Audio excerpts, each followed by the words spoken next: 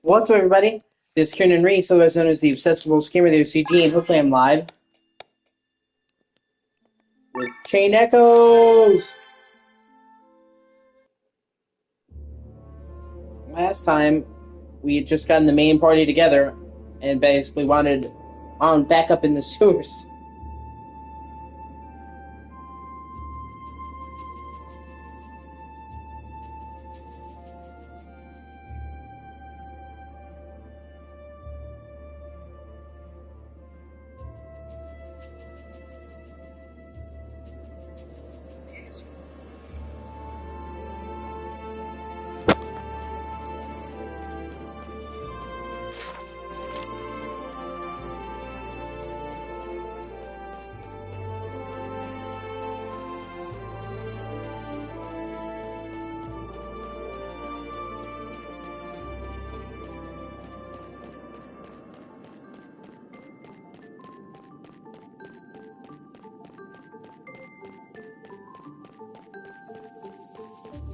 Oh shit, I didn't see that gate.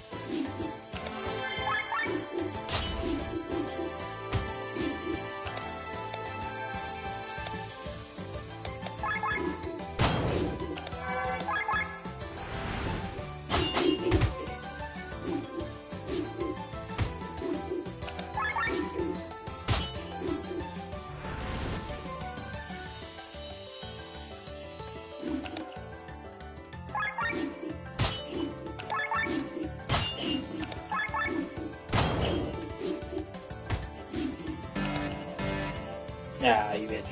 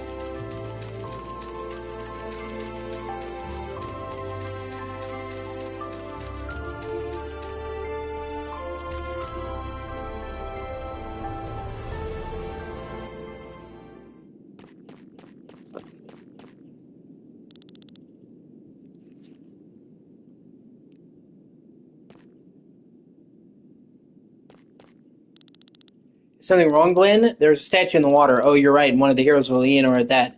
It said that people who pray to these statues will be visited in their dreams by the old heroes and bestow their powers. You need to offer a flask of sacred water first, though.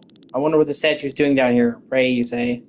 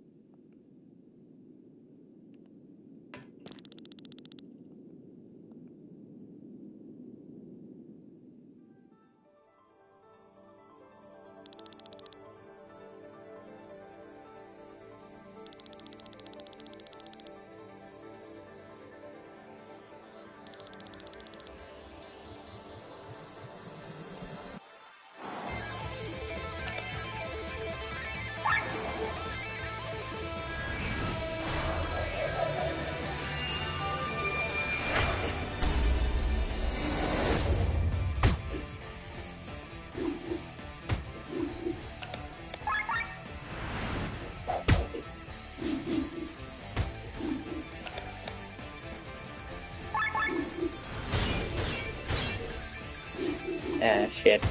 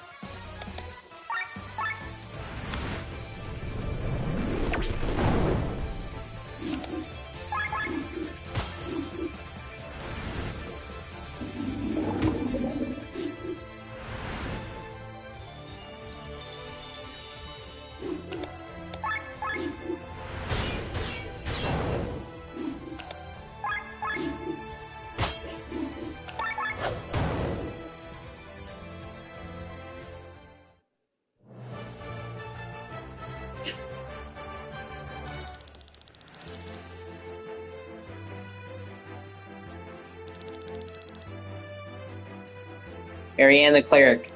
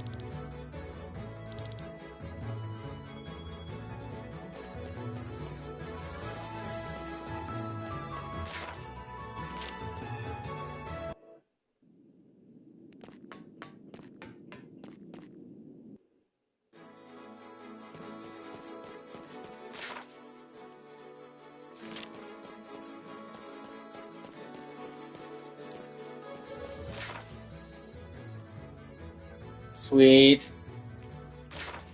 Oh, God.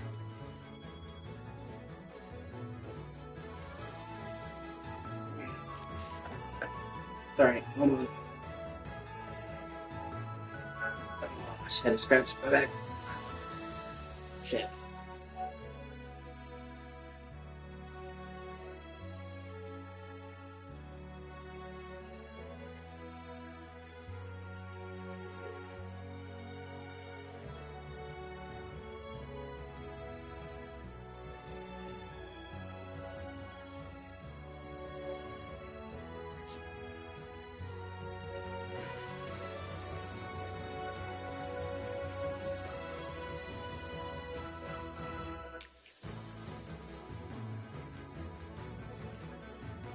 Okay. I'm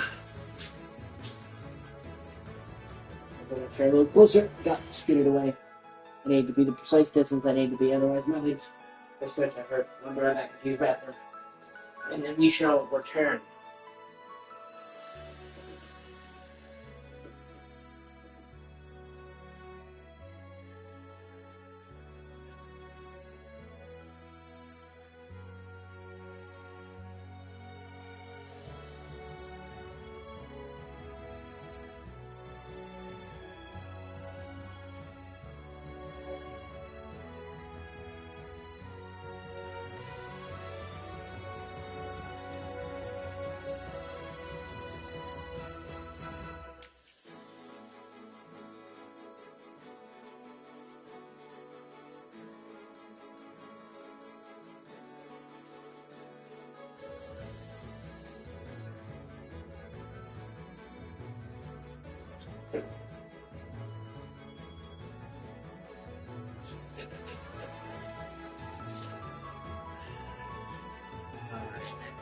Let's do this. Let's bone, let's bone, let's bone.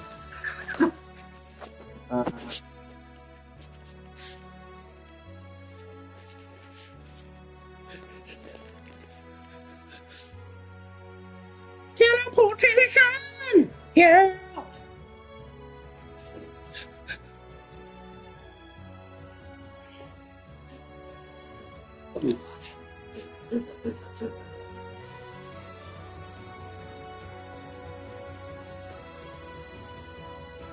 Taking a drink for flies. I had one in there earlier.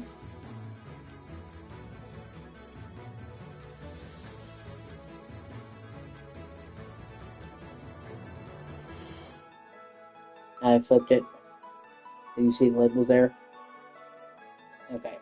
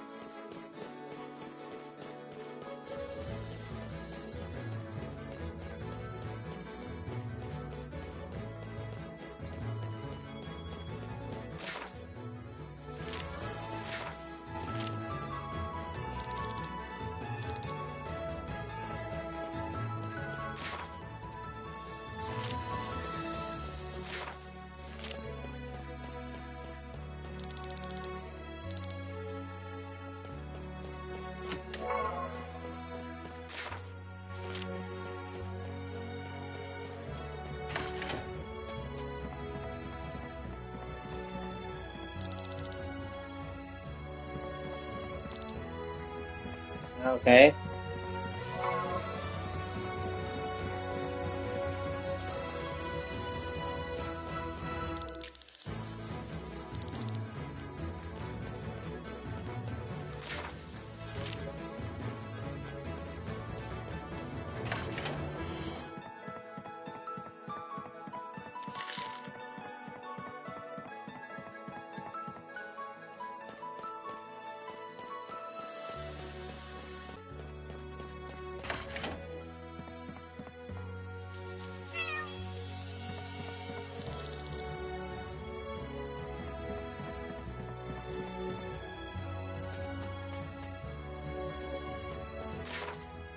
Oh shit.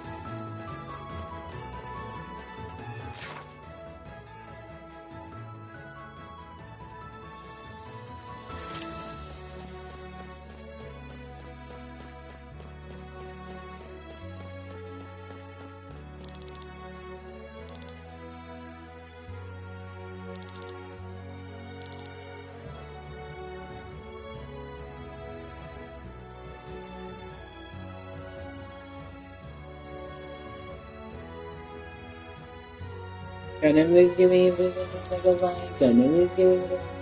Gonna move you. Gonna move you. Hello. God Nevin. What do you mean, God Nevin? Only God Nevin. I call to sling for anyone else. Just God Nevin, Jesus. I use my words and intentions. I'm just focused. One picture is doing something to lose drink. Please do some joking. See drink and reflection. Or you can say never get man. She please introduce your reference. So as to not to people. Playing Chain Echoes is a game I quite loved. This was a game made by one man, a German man called Matthias Linda, and he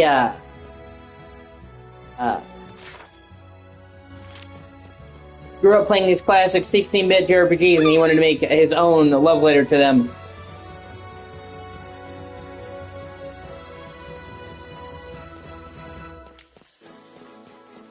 I played this game at launch, and I loved it.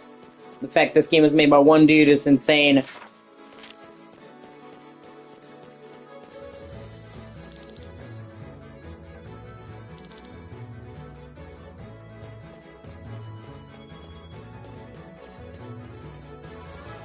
And they did a DLC for this late last year, and I got it, and I wanted to play it, but it had been like years since I played this. I'm like, I should just restart. Plus, I got really close to getting 100%. I didn't. And it's just coming back to this game after playing 95% of it, only do the last percent. It's like I wouldn't even know where to begin. You know what I mean? Like, what did I have done or what didn't I have done? All that. So I just decided it was good to start over. So I said, okay, the next time I play this game, I'm going to start over. Because it had been multiple years anyway. So then I could finally fully complete the game and get 100%. Like I said, I almost did, but never did. I wanted to, I just didn't. I could finally complete it and get 100%, and then from there do the DLC, which I haven't done at all.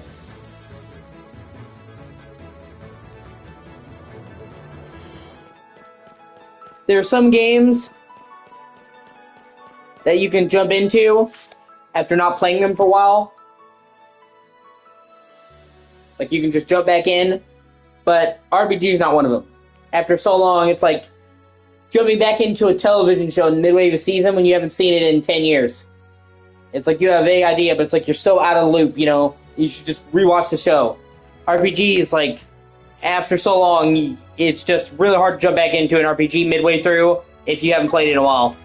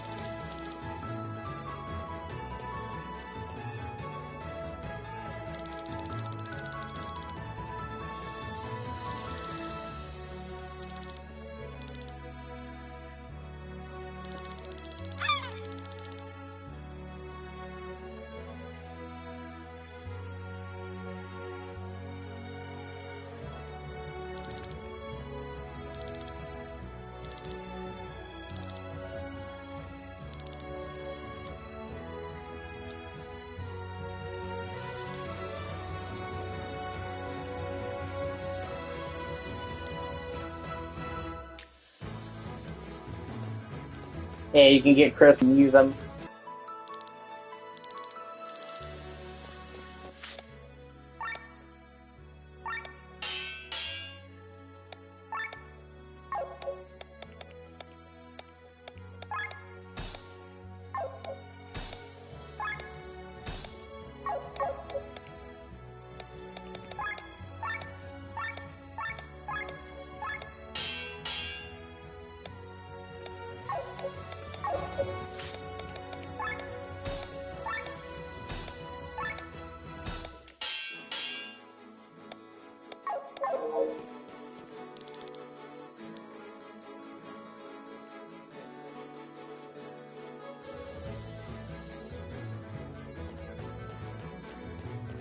Actually, it's a pretty deep thing of mechanics, believe it or not. A lot going on here.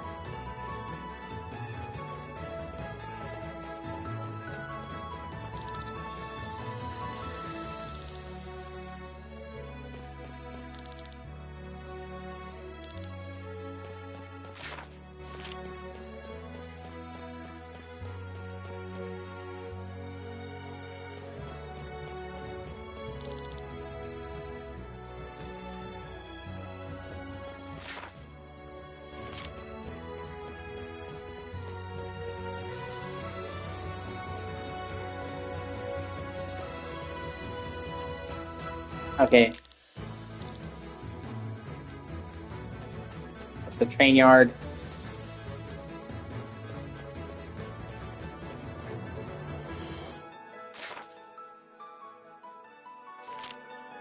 Okay, let me look around here.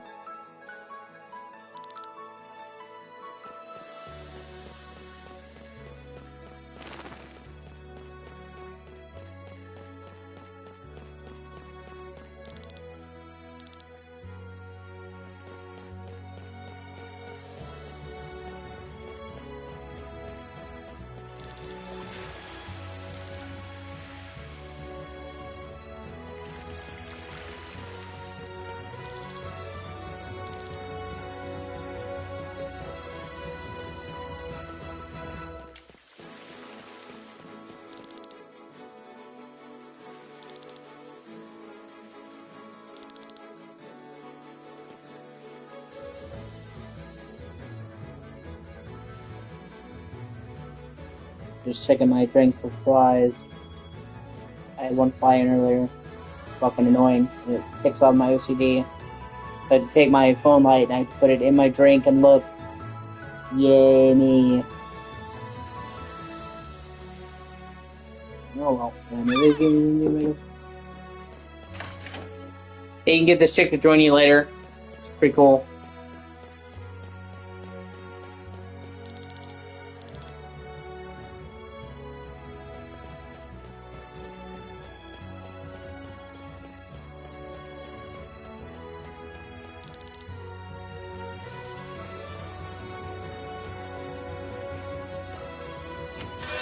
Oh, hey, sweet.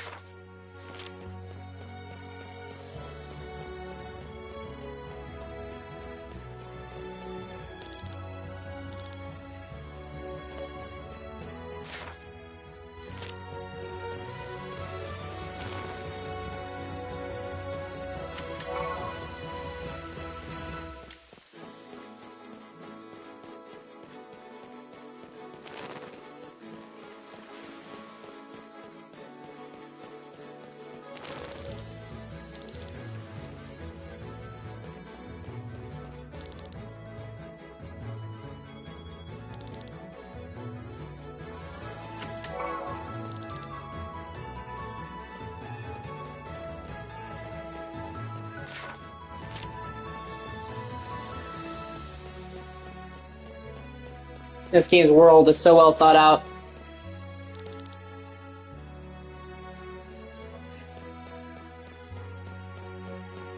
This town has the docks, or the fucking poor town, the festival, the higher town. It's great.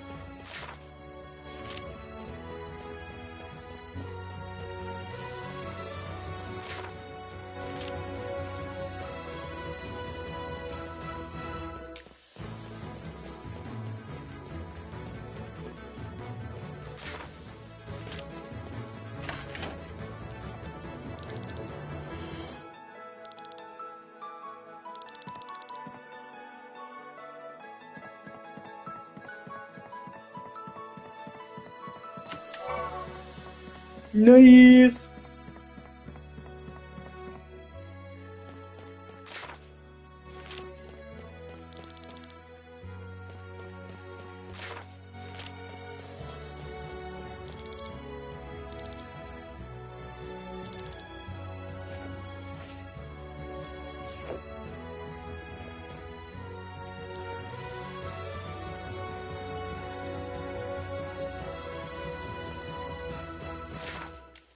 That's what I love about this game. It's set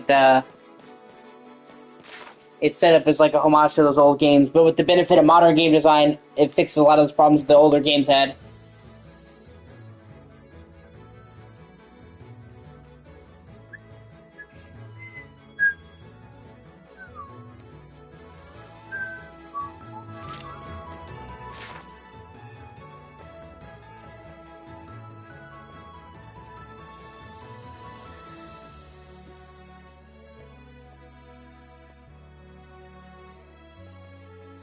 Like a lot of those games, getting around and getting back and forth between areas can be tedious, so in this game you can just fast travel incredibly easily.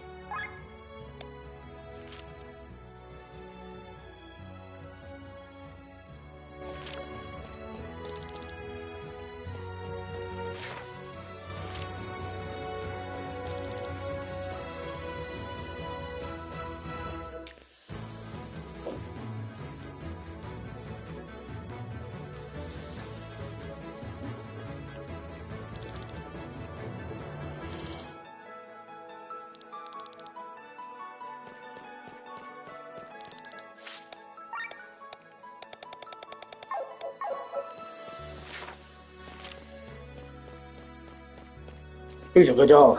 Yo! A little dachshund! I just sent a picture of that to my mom. She loves dachshunds.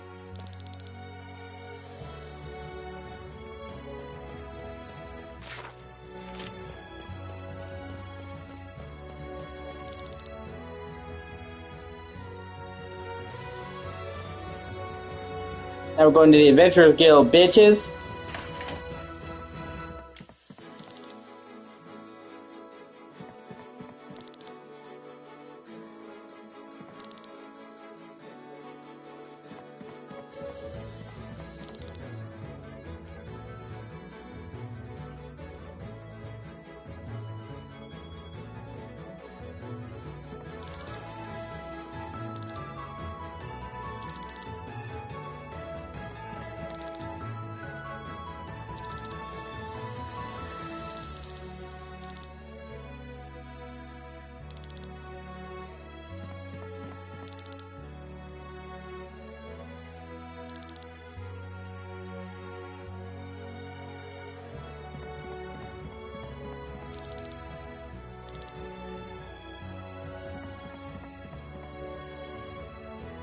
Wait, to join the Adventurers Guild. Welcome to the Adventurers Guild. How can I help you? You want to go on a journey to Tormund. Is there anything we should be aware of? Tormund, I'm sorry, terrible timing. Something happened in the palace last night. Airships and Skyrimers have been going out all morning. They're even saying that the patch Qatar will be closed. This is bad. If you hurry, you might still have a chance. Well, we'll be going then. Oh, before you leave, one thing, this info is free this time. Normally, our network of information are only available to members of the guild. If you need more information or you're looking for jobs of all kinds, you have to join us. Taking the chance to get new recruits? Sorry, but and how do you become a member? If you're fighting, you have to complete a task from the guild leader, that is all. This task. I'm gonna go to Tormund. Currently, no airships are flying, so if you manage to reach Tormund on foot, it's enough to prove your skills for me. If we're already on our way there, why not take the chance? Here, take this letter and bring it to the leader of Tormund's Adventurers Guild. May Rongarth's blessing be with you.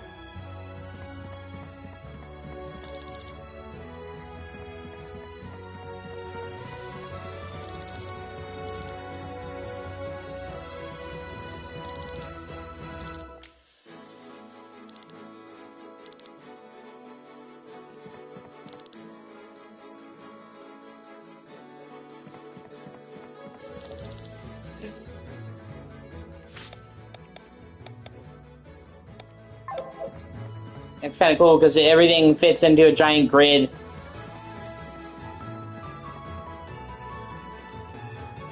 Yeah, there's like grid where like all your accomplishments fits into it.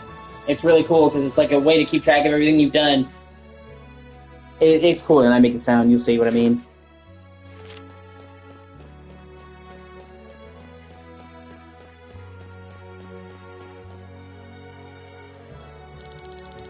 It's a shame. No worse than that. It's a tragedy. Is everything okay? Everything's okay. The opposite, actually. What is bothering you?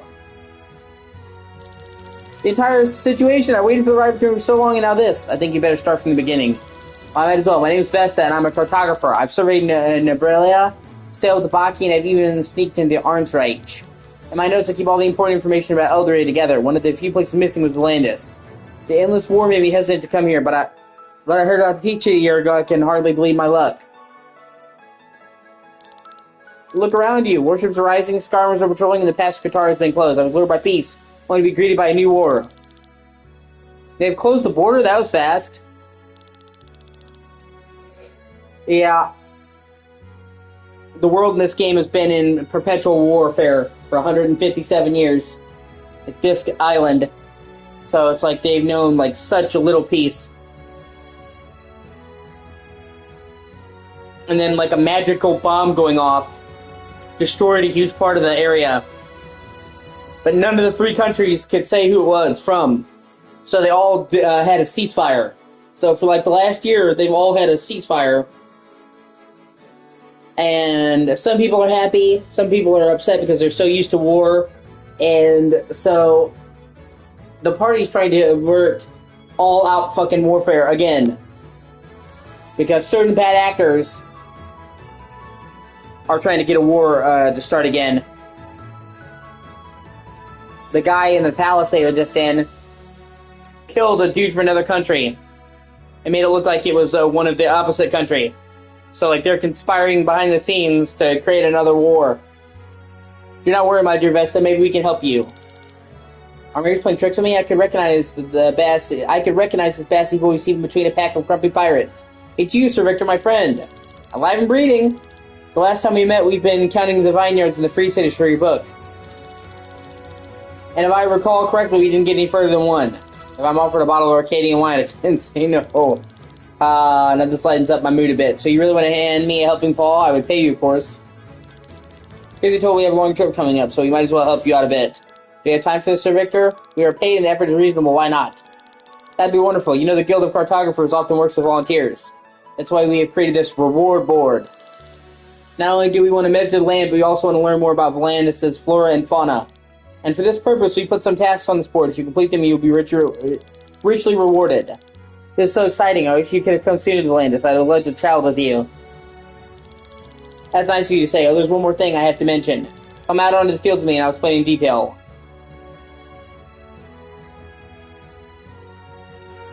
Yeah, so...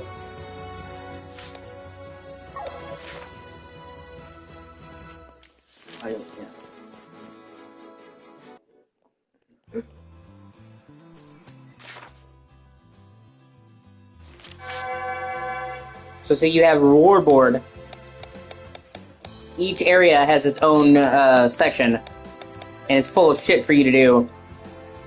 Find 4 buried treasures, find the 10 collectibles, kill a horse by poison, find a couple, and not only do you get rewards for each one, but the longer of chain you can do, the more you get, and this is just one area it builds.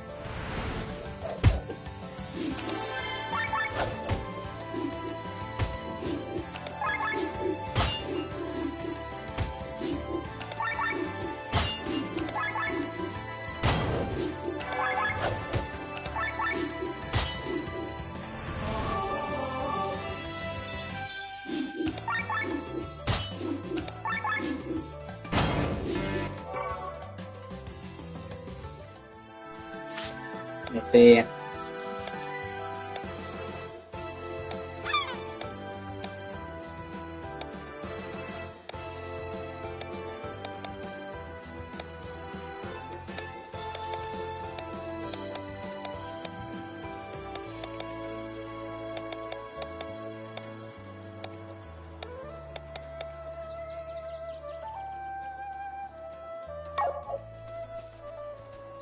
I'd probably die by fucking them right now. Oh, wait a minute, Crystal.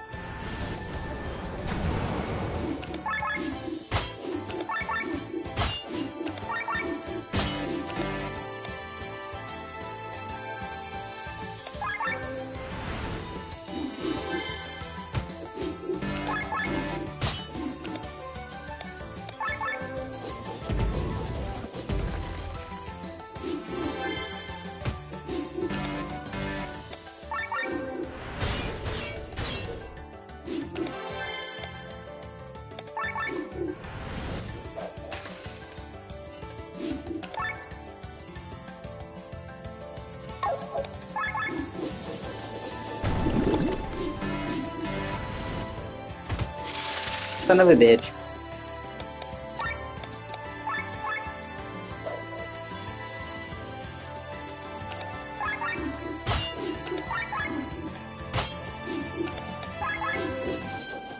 Fuck you!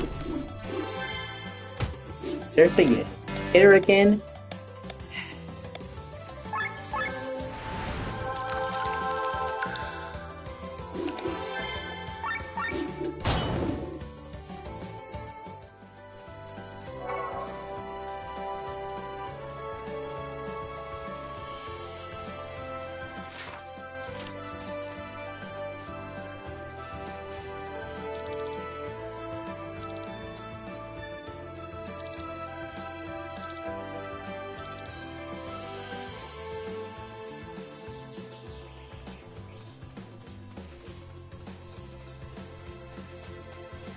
Okay, we have a stable here. That's cool. I like a farm, whatever.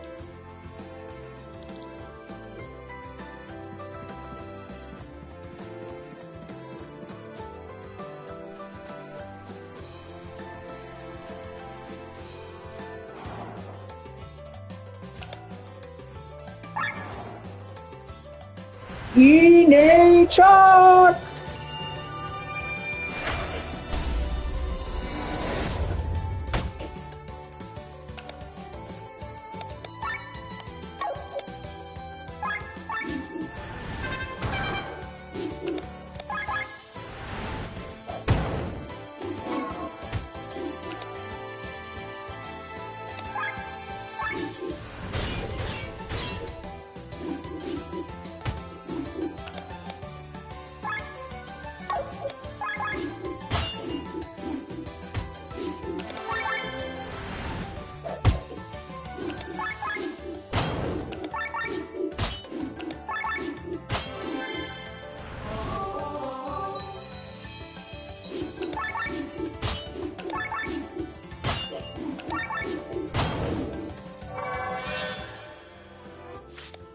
Yeah, let me see.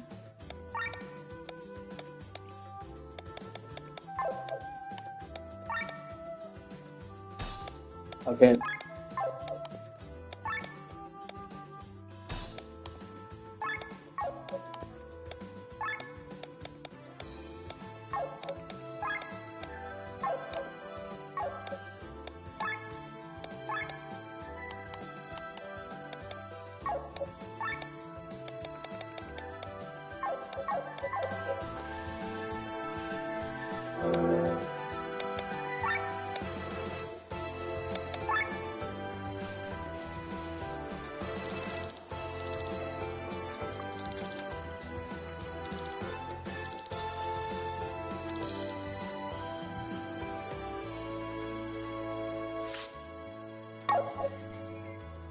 Hidden cave!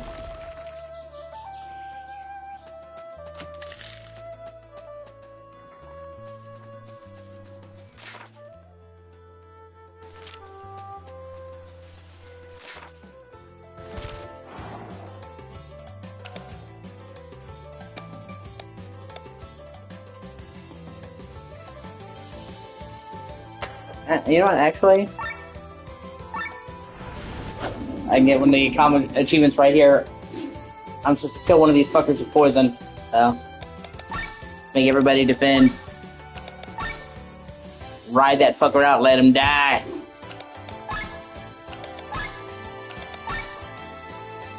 That horse has luxurious hair. Like, I'm jealous of the hair on that horse. Like, is that horse using fucking Pantene?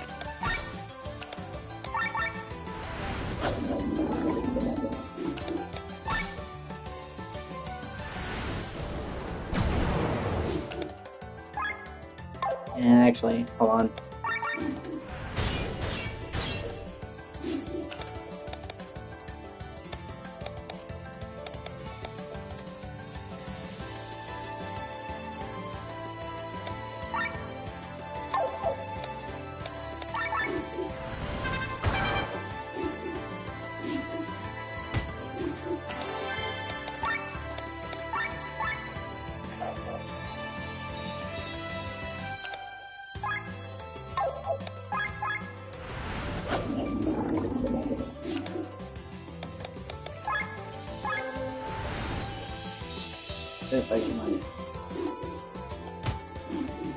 Everyone's attack the fucking...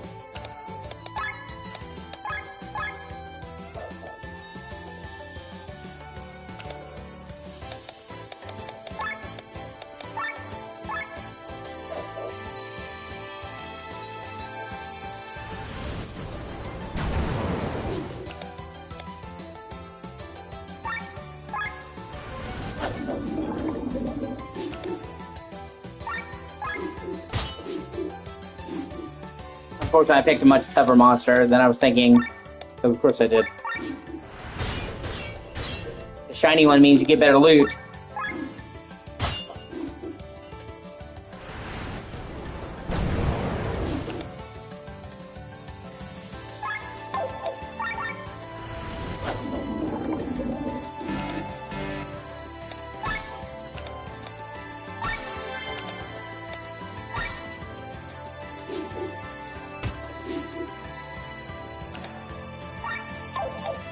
Okay, that should be enough.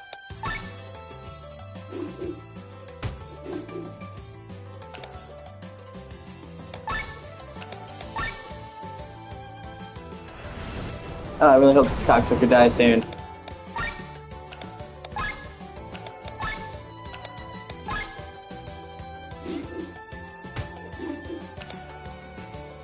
Oh, it's like, come on, bro.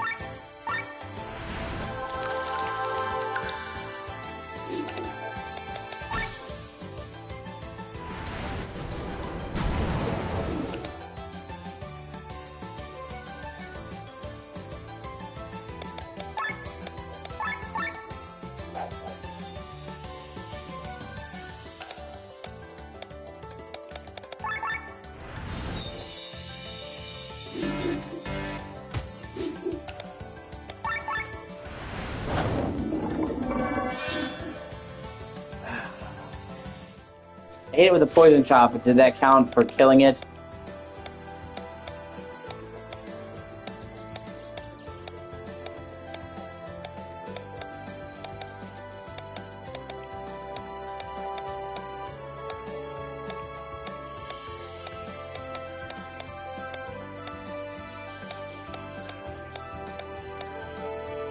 Fuck, didn't. Ah, well. That was a tougher one.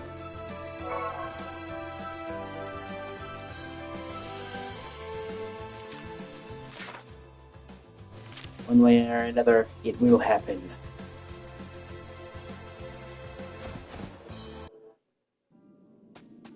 Ah, Grain Grotto. Oh yeah, this is the area, an optional area from later, and I don't want to be here right now. Good to have it, though.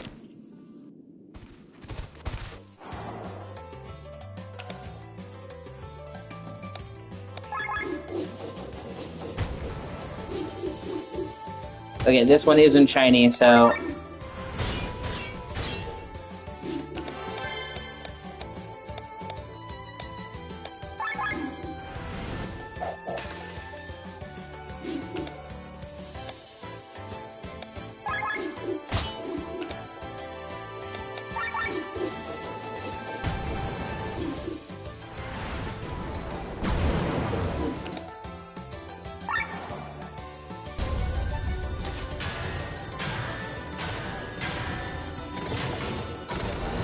Kablam!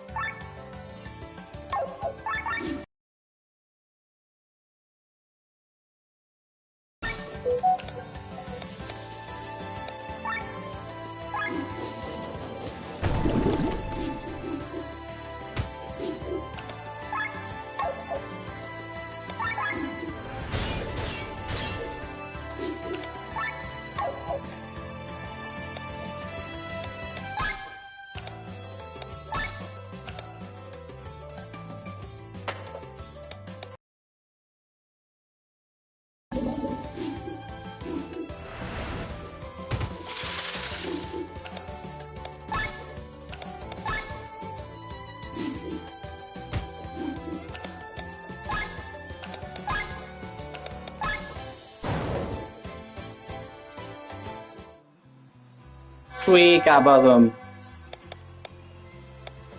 Oh, and there's... okay. See, that's for all Green Grottos. New board came. Kill a source by poison. Fuck yeah. Nice.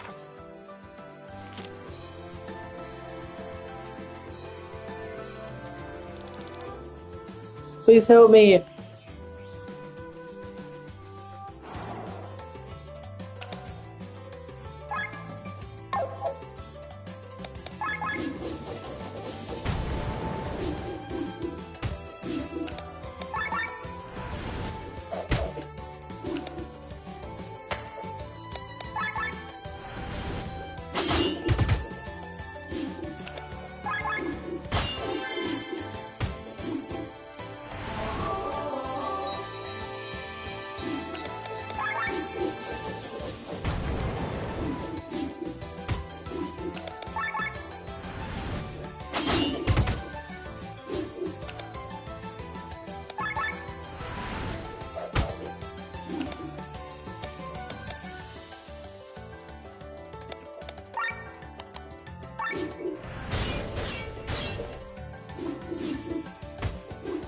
Fucking turtles.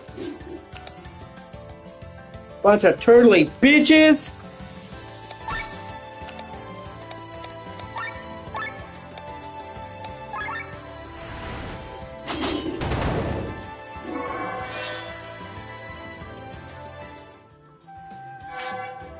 I'll say it.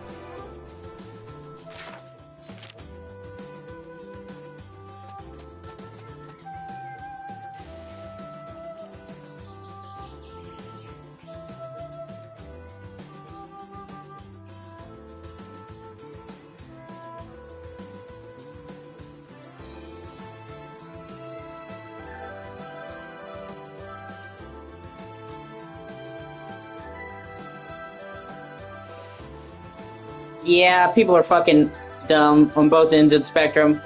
I don't know if you've seen the uh, discourse around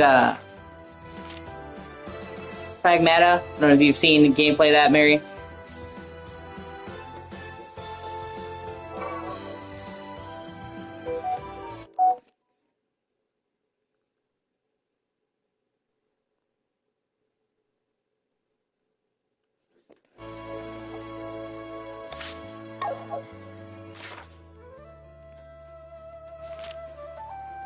It's a new IP by Capcom, and it's set on in a futuristic world,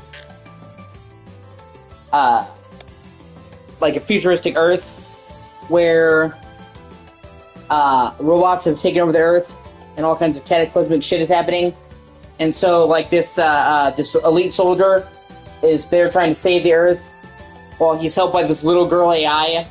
So you have like this big dude in mech armor with this little girl on his back.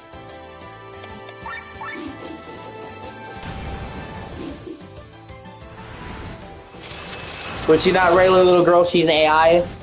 What the fuck?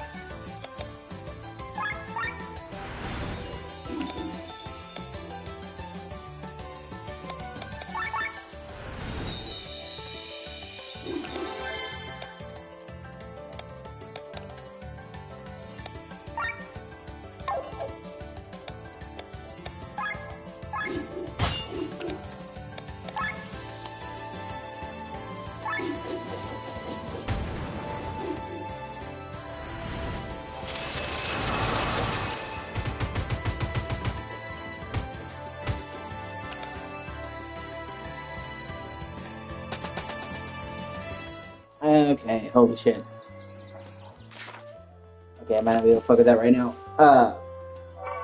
And some people are wanting to see up her skirt, even though she's clearly a little girl, which is fucking sick. And then the other group of people, are saying she's too sexualized, even though she looks like a little girl. And if you've seen the game, she's clearly not fucking sexualized.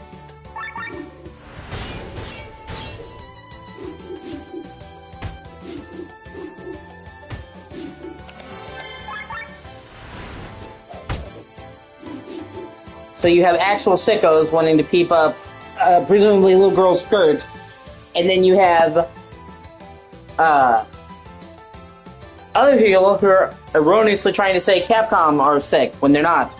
She's not sexualized at all. They're just pulling it out of their ass.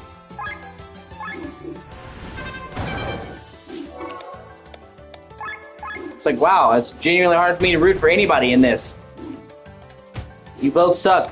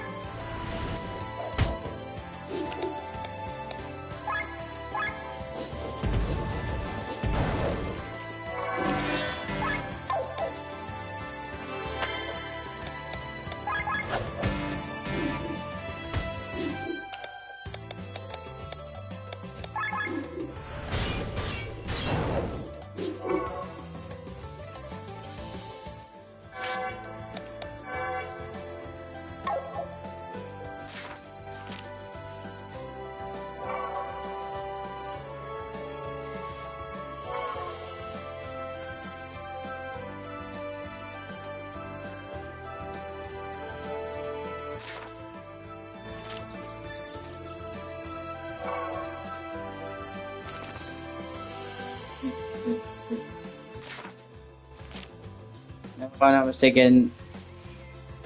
Okay, yeah, that's towards the plant thing. I don't want to go around.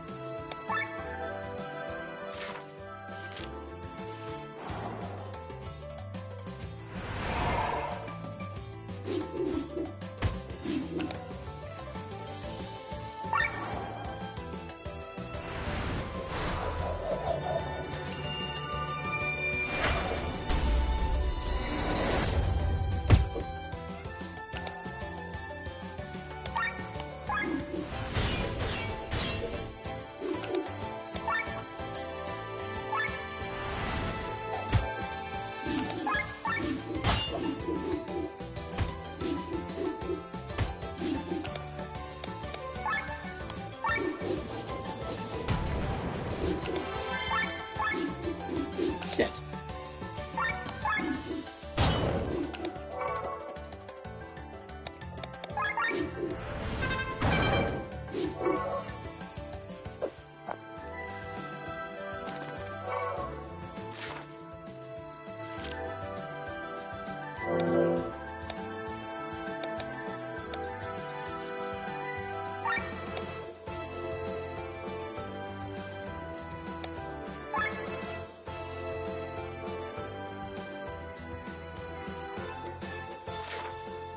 I'll see fast travel location.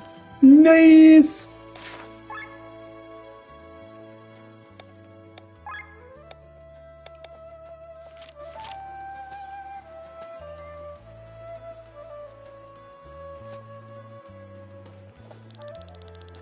Hey, you there, don't jump the queue, get in line and ready your special permits.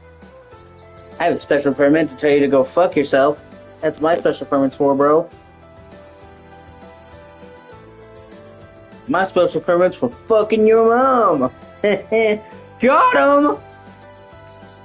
And then they go, they go spot. And then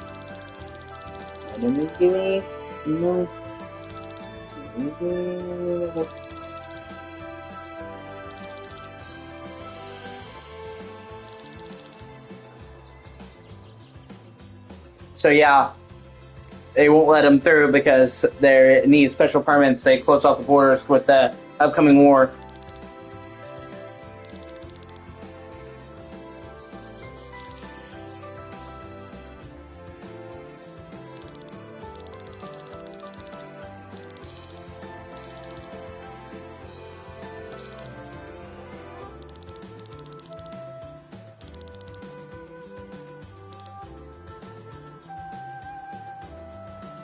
I need to head to a small town called Basel.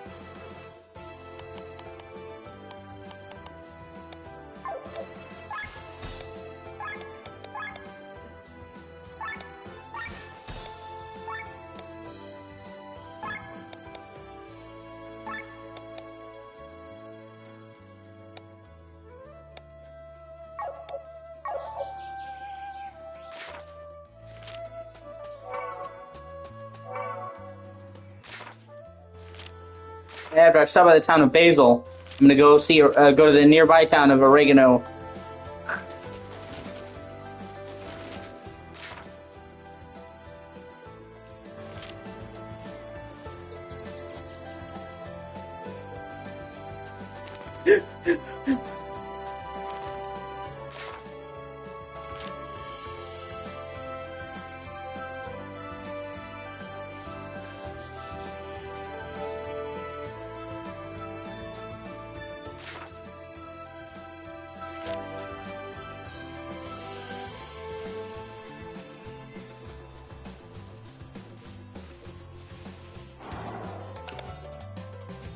Trying to figure out what the fuck.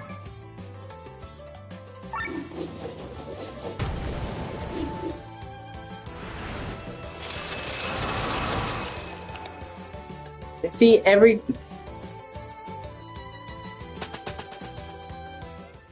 There's a way to avoid that, and I need to learn how to do that.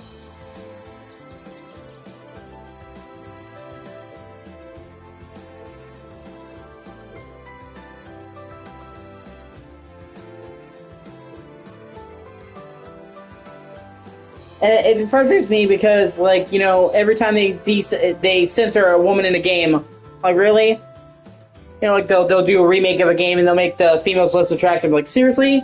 Can't have attractive females in games? But then a creep will come up and be like, well, I wish I could see under her skirt. Like, there were some people who were upset in the Resident Evil 4 remake that you couldn't see under Ashley's skirt. I'm like, bro, you're the creep that makes us all look bad. You're like the stereotype, man. the neckbeard gamer in his mom's basement who hasn't got a crumb of pussy. Like, you're literally making us all look bad.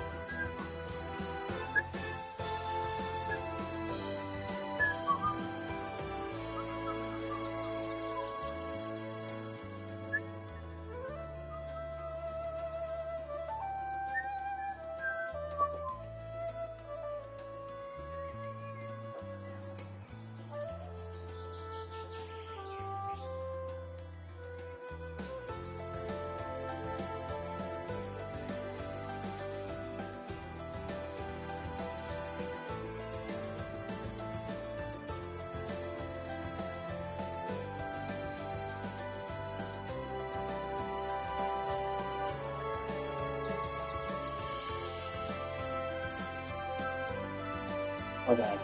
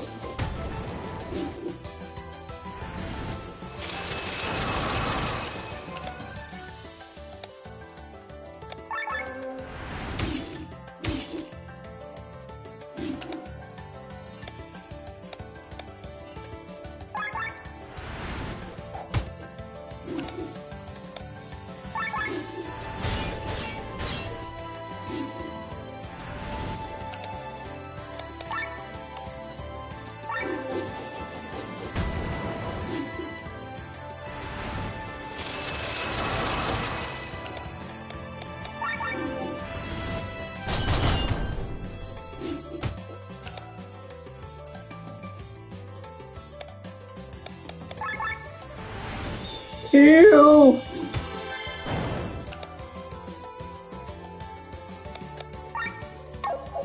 Oh, I finally killed that fucker. Thank God.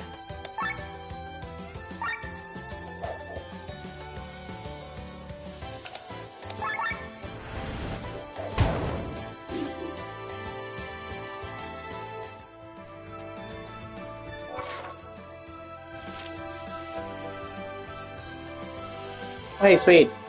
Correctable! Yeah! Motherfucker!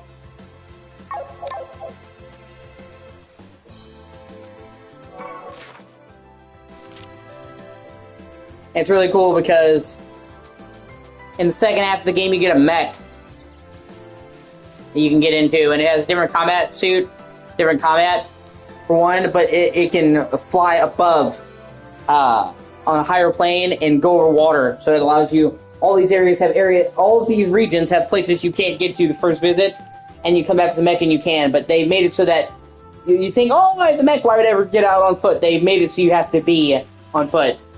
So it says it doesn't replace on foot stuff. It's just like another thing. You have to balance switching in and out of the mech in different combat. It's cool.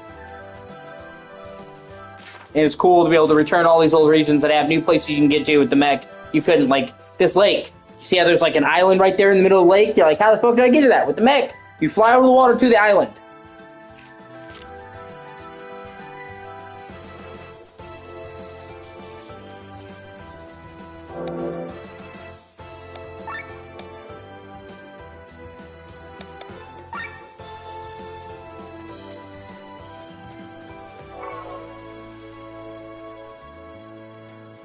Oh, wait. Yeah. Come on.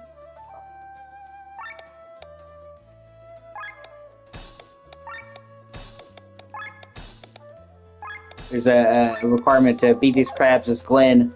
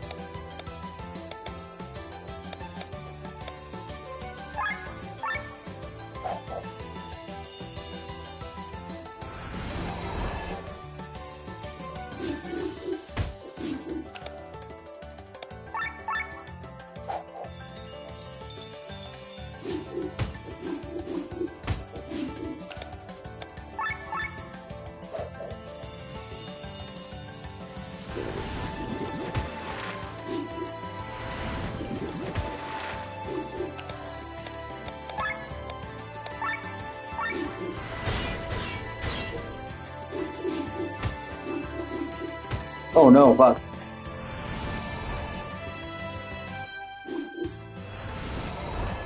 I got fucking lucky there, holy shit. Phew.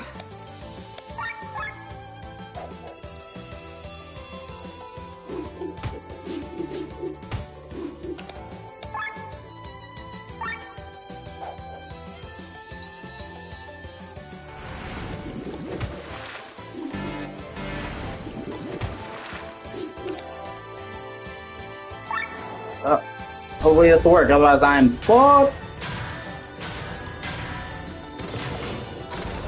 Mech punch! No, I'm fucked.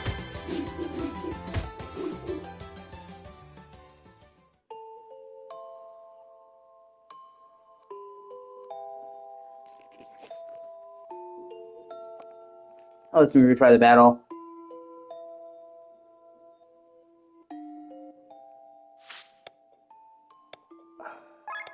Which is cool. It didn't just say, hey, fuck you. Let me see.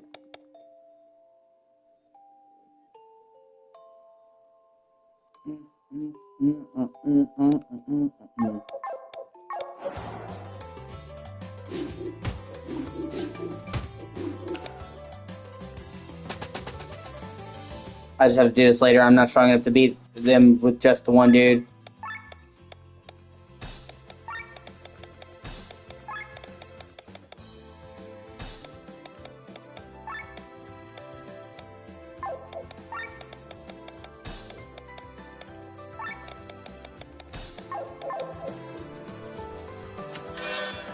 Oh, hey, wait. Well, that's cool. Better weapon for her. Nice!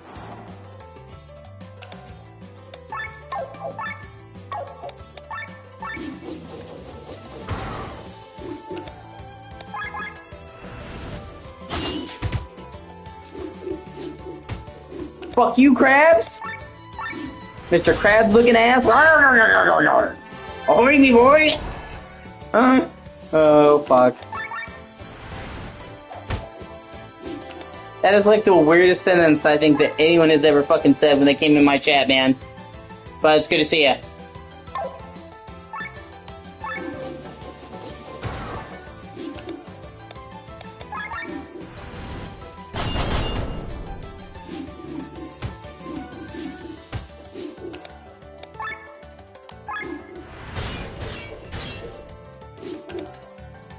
So,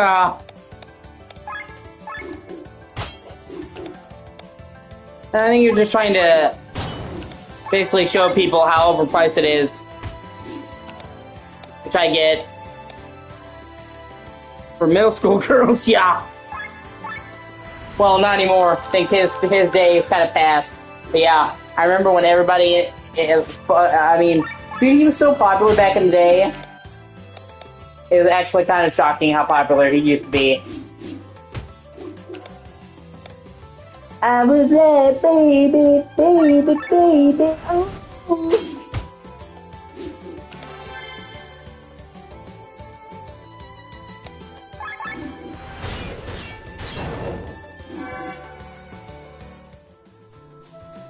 Yeah. Yeah, you don't need, yeah, that's what I'm saying. I think Coachella is kind of a ripoff anyway.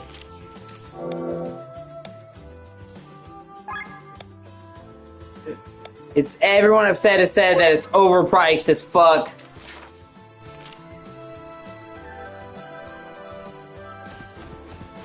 Oh shit, wow, I didn't even know you could do that.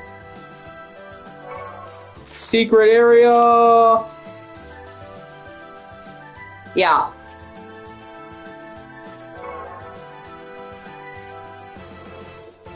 Yeah, that's what I'm saying, like, but it's overpriced compared to what you should be getting for it. That's my point. Even if you build up a name for yourself, it doesn't mean you should dick over people. That's the thing. and like they're charging like top tier talent prices for what is not top tier shows.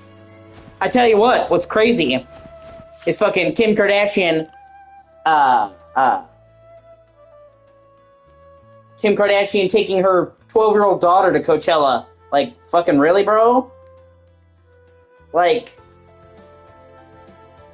Coachella's an adult venue.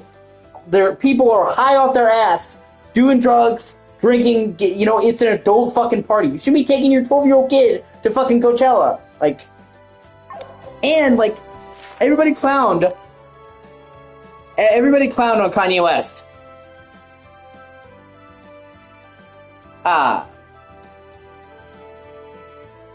And don't get me wrong, I understand why some people clown on him, because he can be kind of crazy and over the top. But everybody clowned on Kanye West. And he was just like, I don't want my kid on social media. And, you know, Kim could doing this. He was fucking right, man. You can look. The entire time Kanye was with Kim. Northwest. Normal looking girl. As soon as he separates from the picture, she got all crazy looking. Now she's got grills, blue fucking hair, all this gold rings on and shit. She did a collaboration with Ice Spice where she was twerking. And Kim Kardashian actually had to apologize for that one. Because, yeah, having your 12-year-old daughter twerking, not a good look. And then going to fucking Coachella! Like, he was right. He was really, really fucking right. But, you know, that's the thing. That girl's gonna have a bad fucking time. They whore everything about their family out to the public. So, that girl's gonna have her mom airing out her entire fucking life for the world to see. She's not gonna come up well. You can already tell she's getting holly weird. But it's just a shame because Kanye West was saying something that made sense. But because people don't like Kanye West, they didn't listen to it. Sometimes, okay, let me put it like this. Good advice is good advice, even if it comes from a bad place. And saying you should keep children off of social media and away from the public eye is good advice. Doesn't matter who it's from. And you can already see her getting fucked up.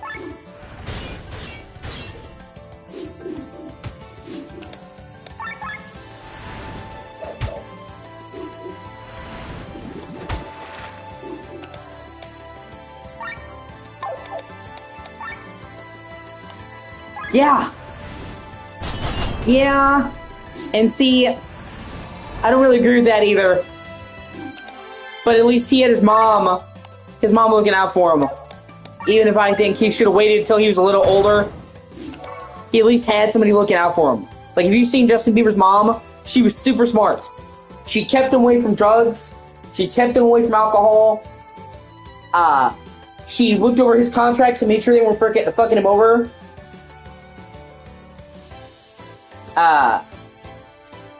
So in that case, Justin Bieber was luckier than most because he had somebody that cared about him, that genuinely looked out for him. His mom actually had a head on her shoulders. Kim Kardashian is fucking stupid. That's what I'm saying. Like, at least Justin Bieber had somebody who cared about him going to bed for him with sense. And she kept him out of a lot of, like, the tabloids and stuff he could have been in. So, he wasn't as exposed as he might have been, and he wasn't fucking twerking at 12. That's what I'm saying. So, you know, I still think he was a little bit too young to enter the spotlight, but at least he had somebody who actually thought about it, looking out for him. Kim Kardashian is not who you want to have looking out for you. So, and yeah, Justin Bieber's great. Everybody was listening to his shit, and they're just, they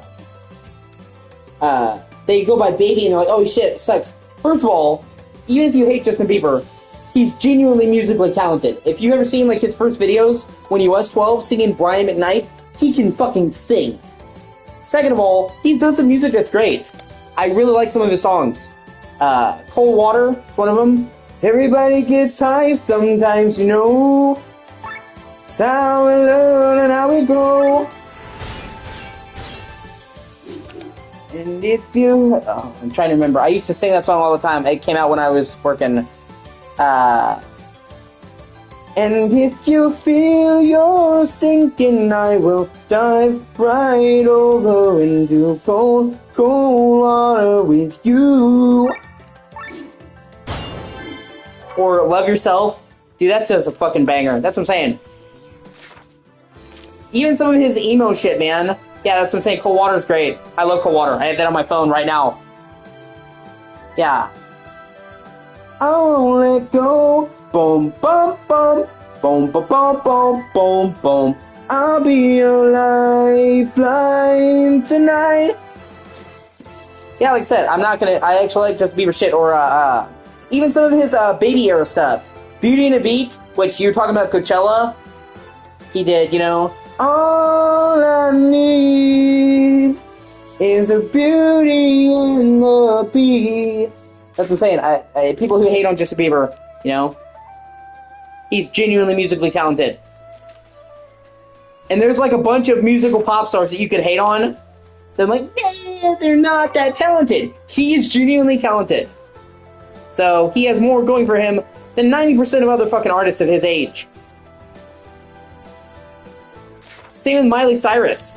I know people love to clown on her because of Hannah Montana and her crazy antics. She is genuinely musically talented.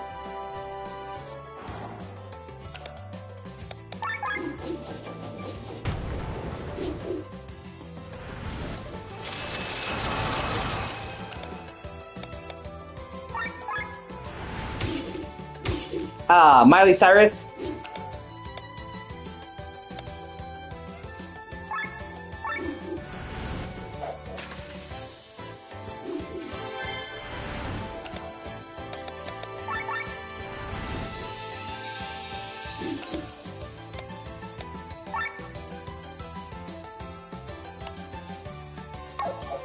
Yeah.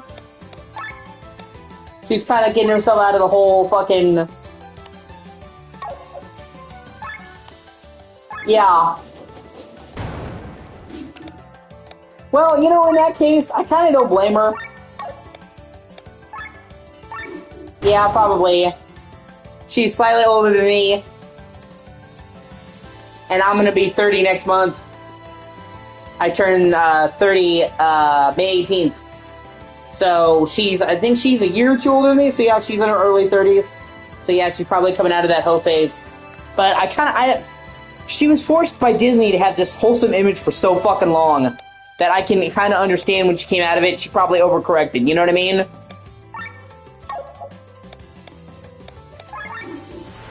Okay, so yeah, 93, yeah, that's fair.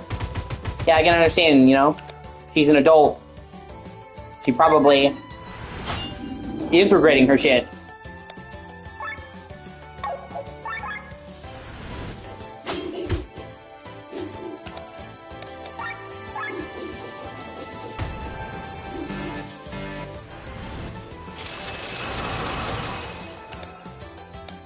Yeah.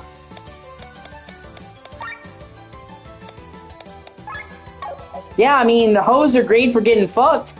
They're not great for marrying. You know, people like discredit the manosphere, and in some regards, I discredit the manosphere.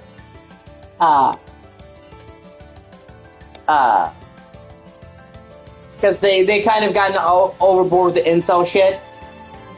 Because, like, telling men that they should know their worth, that's good.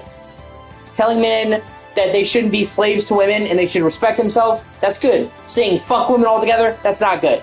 Like, that's what I'm saying. Like, the manosphere can get kind of out there to where it goes around to women hating. I'm not about that. But I do believe in practicing self-sufficiency and that you don't need a woman to be happy, same as I would tell a woman that they don't need a man to be happy. You should never have a partner just to have a partner. But one thing they said that was true in the manosphere, you know, is women decide who they sleep with. Men decide who they marry. When it comes to fucking, women have all the power. They decide who they fuck. When it comes to marrying, guys have all the power because they're the ones who have to propose. So, guys aren't gonna want to marry a chick that's being fucked all the time. That goes dick to dick to dick to dick. They're just not. So yeah, I'm certain that, like, there's a ton of people that she ran off because she, was going crazy. Like, I think she said she was interested in one of the Jonas Brothers, and they're actually, like, super Christian, so yeah, obviously they were fucking with her when she was fucking with all those dudes.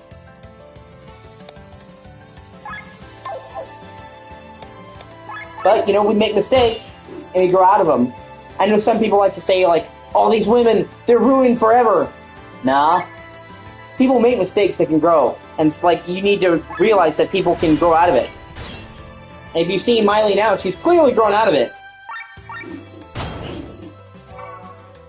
It sucks, too, because she's also proof, she's proof that, sometimes your heart wants the people that are not good for you. She was with, Liam Hemsworth for a while. And from what I gather, she genuinely loved Liam Hemsworth, but she was just too wild. And she knew that she was too wild for him, and she wanted him anyway. And that kind of created a situation where neither of them were happy. Because she wanted him, but she didn't want to, like, dilute herself down, and he wanted her, but he wanted somebody that's stable. And she spent, like, the better part of, like, 10 years in that relationship.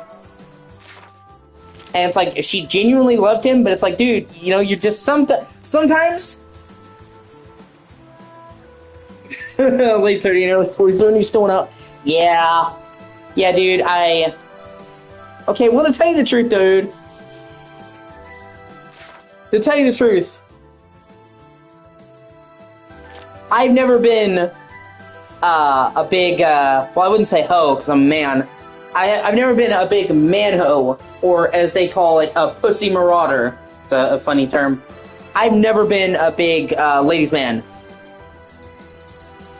On purpose. It's not that I couldn't get women. I'm not gonna sit here and be like, oh, I get all the women. But I've never had a hard time getting laid if I wanted to get laid. I just don't look for casual sex. And that's not, like, recent. That's, like, my whole life. I actually have only had, like, maybe 10 partners that I fucked in my life. And I've gone years without fucking anybody, without having a relationship, because I'm not one of those people who has to have a relationship. Like, I've literally gone, like, 3 years without a relationship, without fucking anybody. And then I'll have, like, several relationships, because that's just how it turns out. I'm not like, oh, I need to have a woman, or I'm not complete. So even when I was 17, even when I was, like, fucking raging hormones, I wasn't out, like, having a bunch of sex with a bunch of people. So I can't really relate to a lot of the hoes at any age, because I've never been like that. And, I'm a dude, we're supposed to be, like, it's supposed to be, like, more socially acceptable for us to fuck, and I just didn't. I mean, I have a sex drive or anything. I'm not trying to make it dirty, but I'm saying I've just never been one of those dudes who has casual sex. And I never fucked a girl that I didn't intend on calling later. Now, I fucked women that it didn't work out. Yeah, that's true. Also, another reason. I fucked women that it didn't work out. So, when we had sex, I thought we were going to have a relationship, and it was going to work out, and then it didn't. But I never had sex with a woman thinking, this is going to be a one-night stand, I'm never going to talk to her again. Ever. I literally always went into having sex. I'm interested in this person. I've never just said, well, I'm going to fuck her and never see her again. I've never done that. I've never been a one-night stand kind of guy. Which is odd. I will admit, I'm an outlier. But yeah, so it's hard for me to relate to these horny women because I'm a dude and I've never been like that.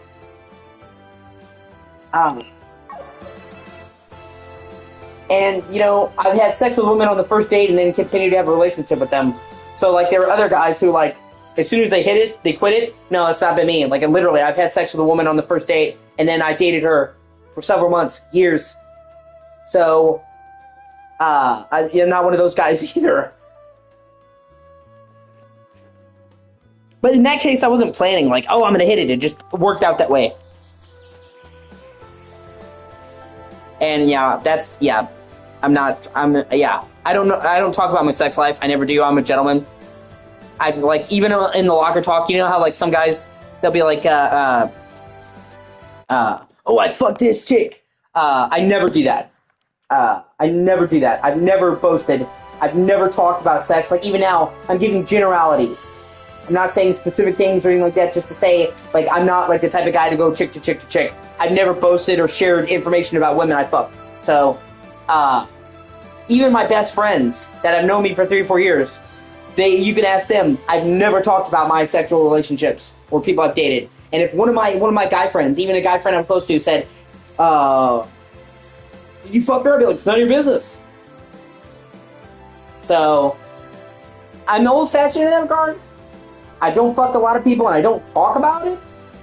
Other than now, which obviously it's not the same thing. I'm just giving like an example.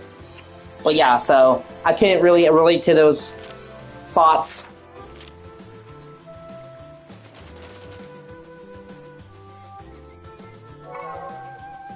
But at the same time, I think, like I said, there needs to be space for forgiveness.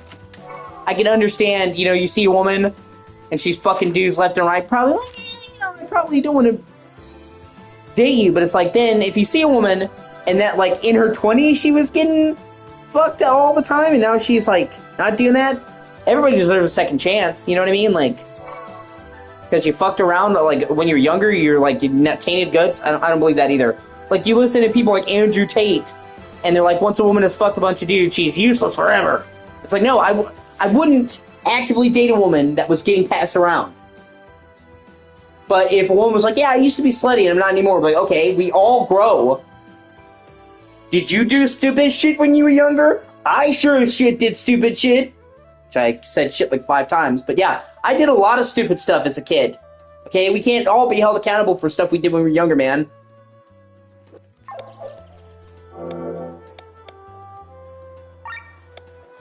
And that's why, like, there are people who...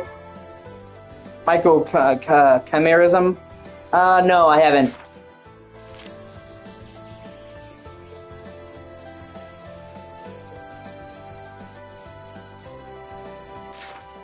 But honestly, I have a lot of problems with Andrew Tate in general.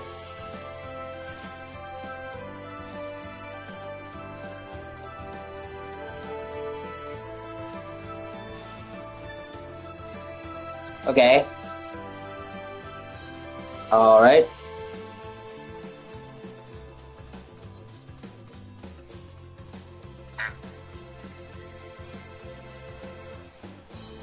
That's crazy.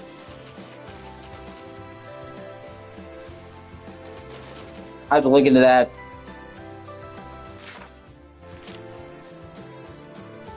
But in general, I believe in second chances. The ghost... He's going to ghost him in. Oh my god. Do like a movie about it instead of do like a movie about it, and instead of Scrooged, it's Splooged. The ghost of your dick last night. The ghost of Christmas dick present. I have flies going around, so I'm just checking my drink. You see me look at my drink, that's what I'm doing. Just making sure I don't have flies in my drink. It's a paranoid O.C.G thing, so take a flash and look around. Okay, I'm good. But, and I'll also say that a lot of these men who are, like, talking about Christian and shit, they don't really talk the talk, they don't really walk the walk. Andrew Tate is saying, avoid women. Then he's running fucking women's OnlyFans. Okay, you can't say avoid women and then be making money off of women. I mean, once again, I don't think if a woman consensually has him as her pimp, basically, or digital pimp, I guess that's what you call it, okay? But you can't say that. Or like, Fresh and Fit was saying, you gotta be careful with this kid. And then he got this chick pregnant and it became a whole fucking debacle. Or like, you'll see like these manosphere dudes that are Christian, and they'll be like, fuck you, you slept with a bunch of men. You're a whore. Okay, well, if you're Christian, it also says, that you need to give people forgiveness and second chances, so... That's what I'm saying, that you can't have it both ways. Oh yeah, this is Basil, this is the town. Small town out here.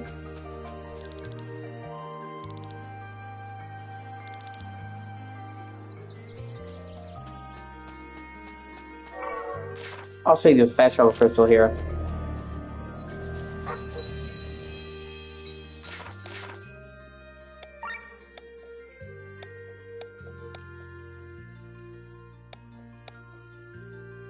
Okay, yeah, no.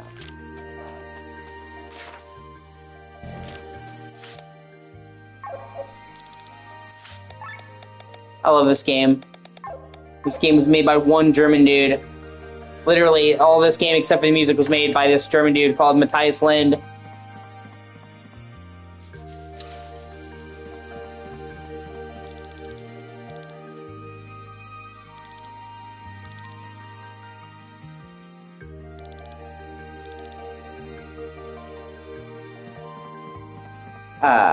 He played games like Chrono Trigger. You know, all the classic JRPGs, wanted to make one like it, so him and his friend did this game. He did everything else, and his friend did the music. And, like, this game is fucking awesome, and it's made by one dude.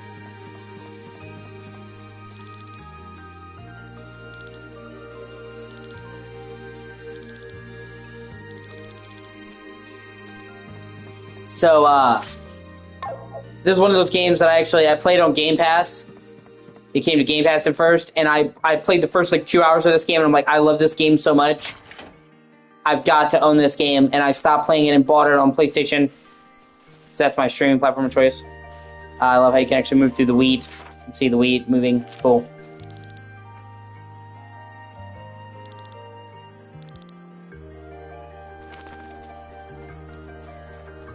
And like I said, this is such a great game. And it's a massive fucking game too. This is just one area. You see it's quite big. And I love JRPGs. Final Fantasy, Tales of, Dragon Quest, Persona. So this was already on my radar, but the fact that this game was made by one dude is fucking insane.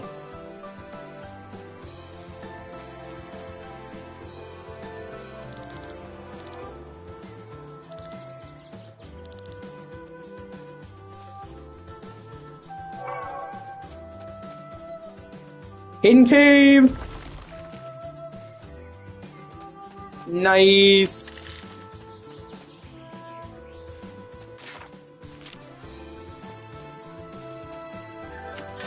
Ooh, shit, better sword.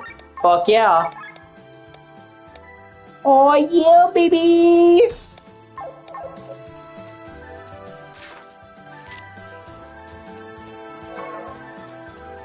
And in the second half of this game, you get a mech. So it's like you can actually get in and out of the mech. The mech has different combat, and you have to balance getting in and out of the mech.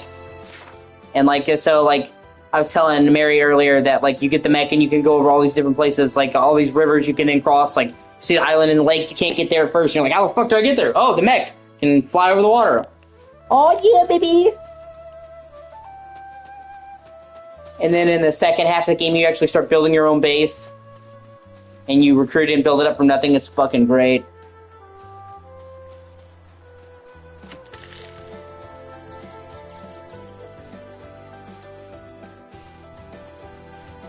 It's built like these classic JRPGs, but with modern conveniences, like being able to freely fast travel.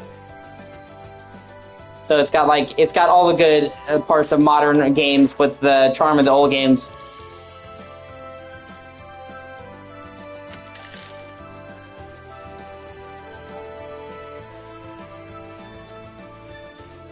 Yeah, see, I can't explore any of this like at the mech. I can glide over the water.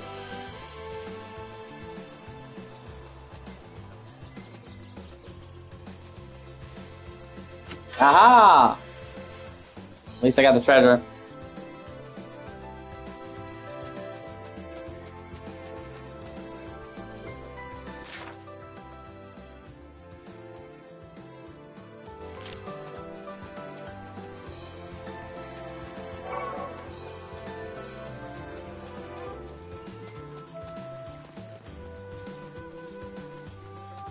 But yeah, I think people need grace.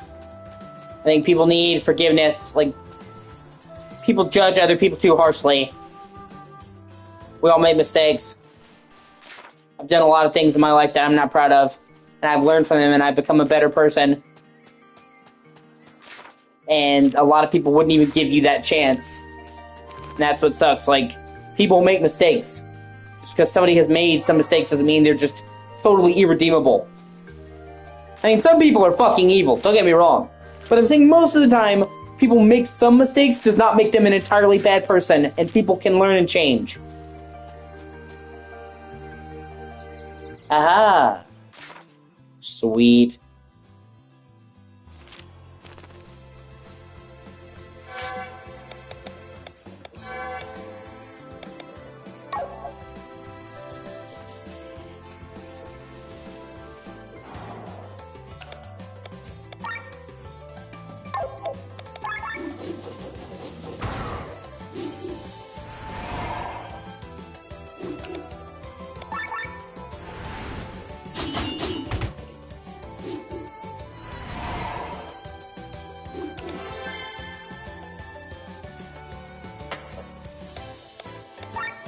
And this game has a really good plot with a lot of really unique ideas. They really take the idea of a JRPG and they spin it on the head.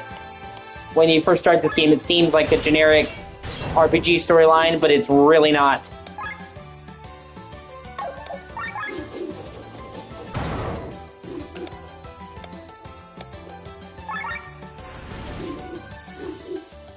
Shit.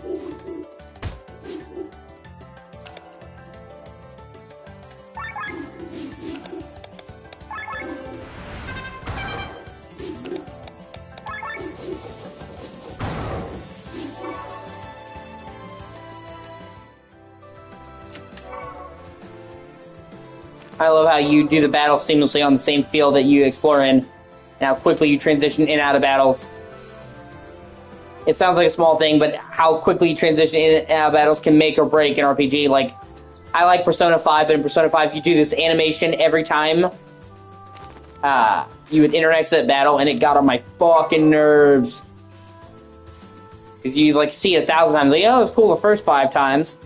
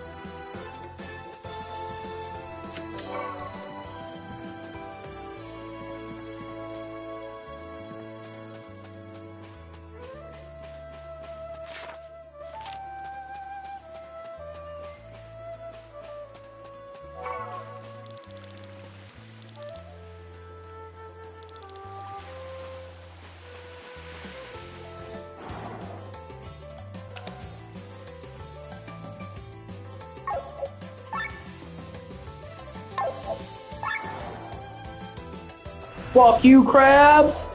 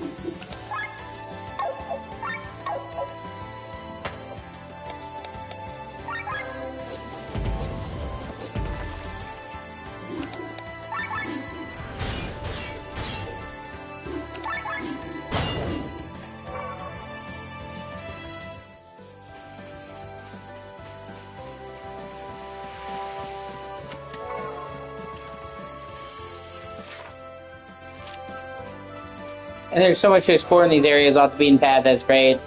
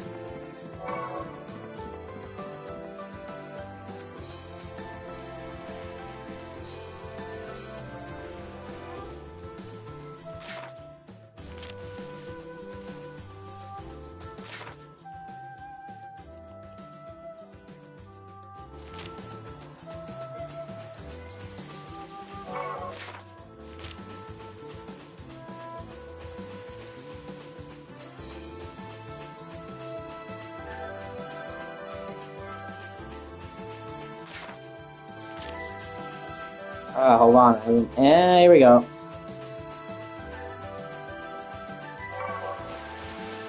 Oh, hey, a lighthouse.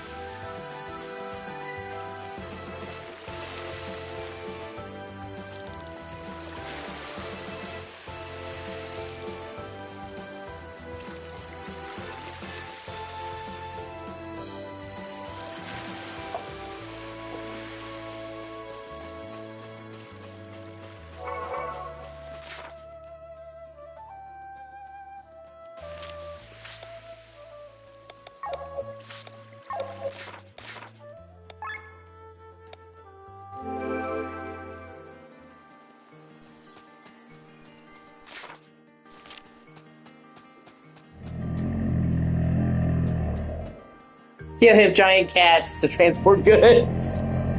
Oh, that's cool. I would ride one. I'd ride that fucker everywhere, man.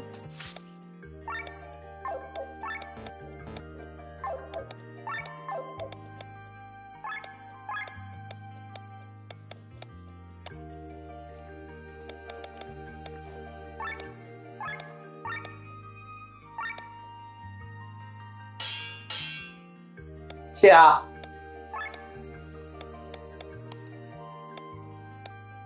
Oh, you're not lying there. It's all fun and games. Until the cat wants some tuna and you won't give it to it, and then it beats your ass. Like, they had Clifford the big red dog. We'd be fucked.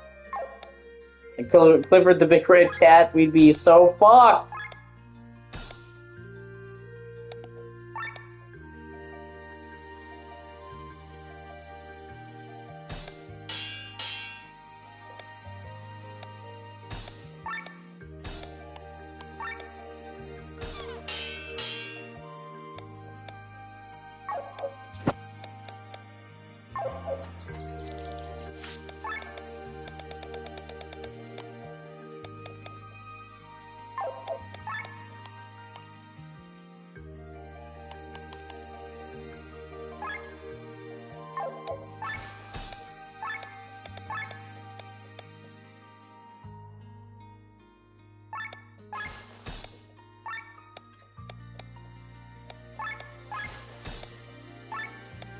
Sweet.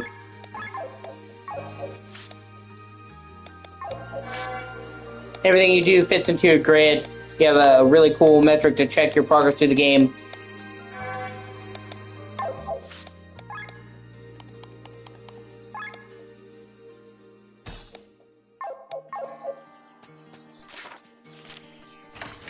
I've already been in here.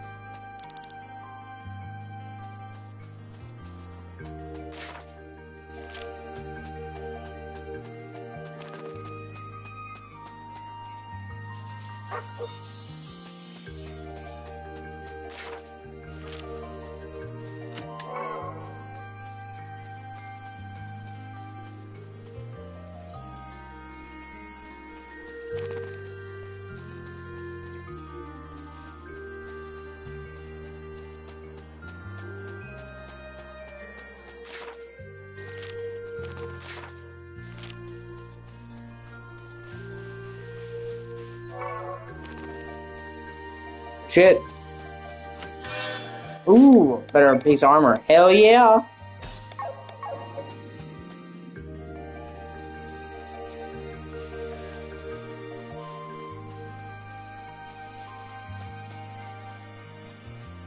I'm trying to get 100% complete, so I'm taking my time to explore. Okay, we have an inn.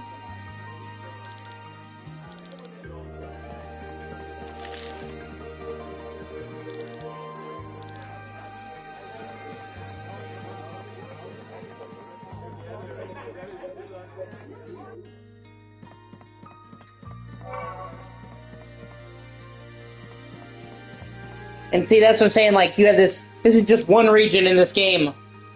You have this big-ass fucking region, it has all the stuff in it, even has a town inside of it, Basil.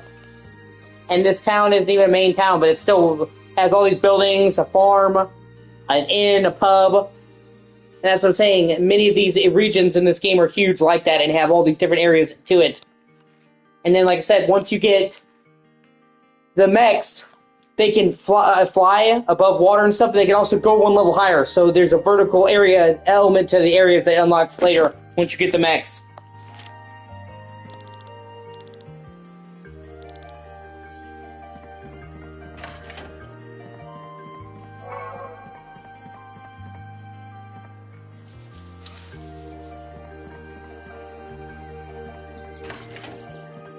And then in the second half of the game, you start building your own base.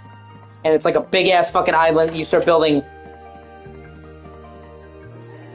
And in the second half of the game, you get your airship, and you can basically, like... The first half of the game is kind of linear, but then the second half of the game, they let you loose and give you all these different side quests you can do. Optional party members you can recruit. Like I said, the fact that this game is literally made by one dude is actually kind of insane. Oh, hey. Equipment shop. Fuck yeah.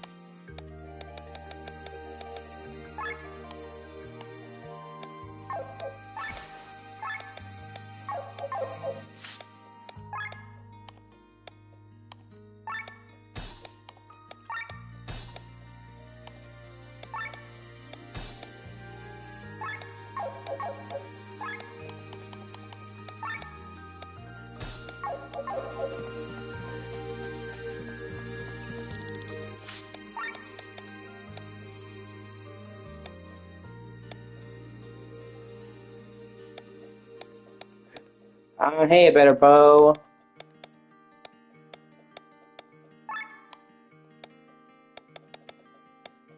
Let me get the better bow and the better greatsword.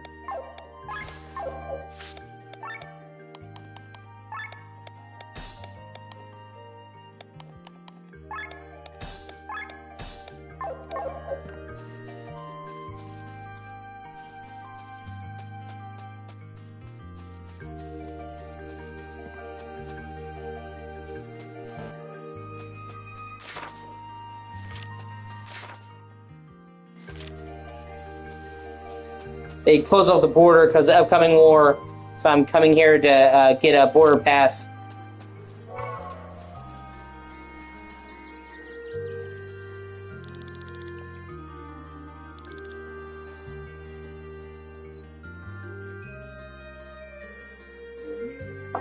The areas also get more weird as the game goes on.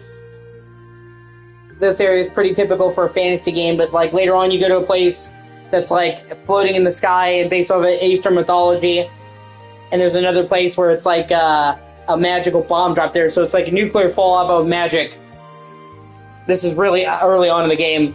They just late last year they released a big ass DLC for this, and I almost completed the whole game 100%, but I got away from it. That last thing, it just happens, and then the DLC came out. I'm like, oh shit. And it had been so long since I played the base game, like, fuck, now jumping back into the DLC, I lost. So I told myself, okay, the next time I play the game, I'm just going to start over. I can then finally get 100%, and then move on to the DLC that I've never played. And that's what I'm doing now.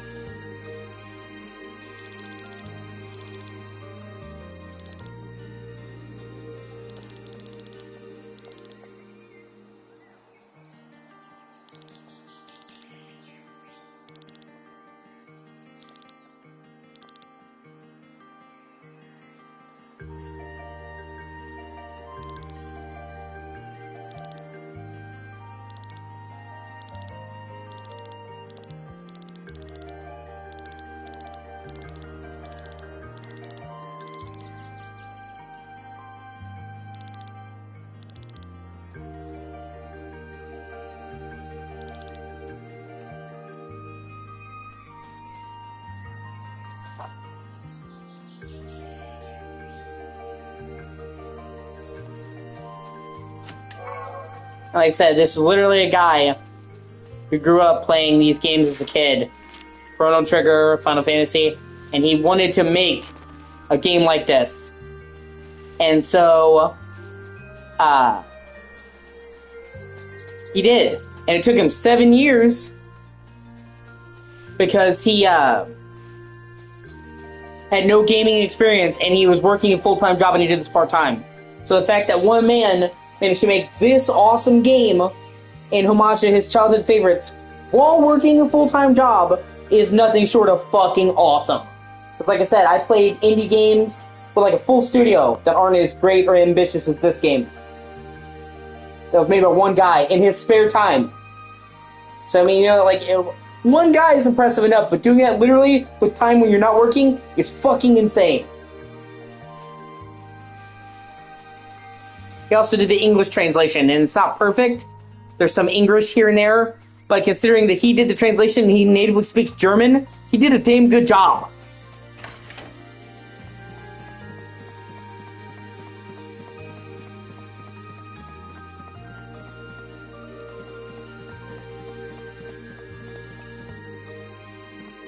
It is the guy I need to get passes from. He's in a villa.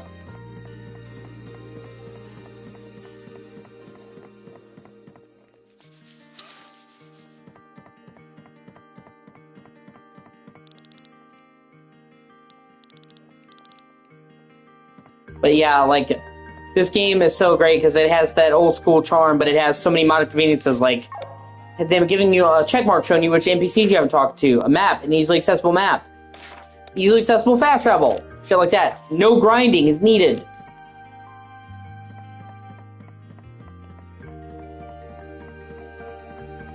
And not only does this reward board give you rewards for everything you do, stuff you would normally do anyway, but it lets you have a handy checkboard of what you've done in a region. So you can know, it's like, yeah, I wonder how much I've done. No, you know. And it's cool how it gets filled in more areas over the game. Like I said, and then I really fuck with building a town, because if it's a game where it's just about building a town or just about building a base, I find that kind of because I kind of want normal gameplay. But I love it when, like, an RPG will have you rebuilding a town or a base or something like that, because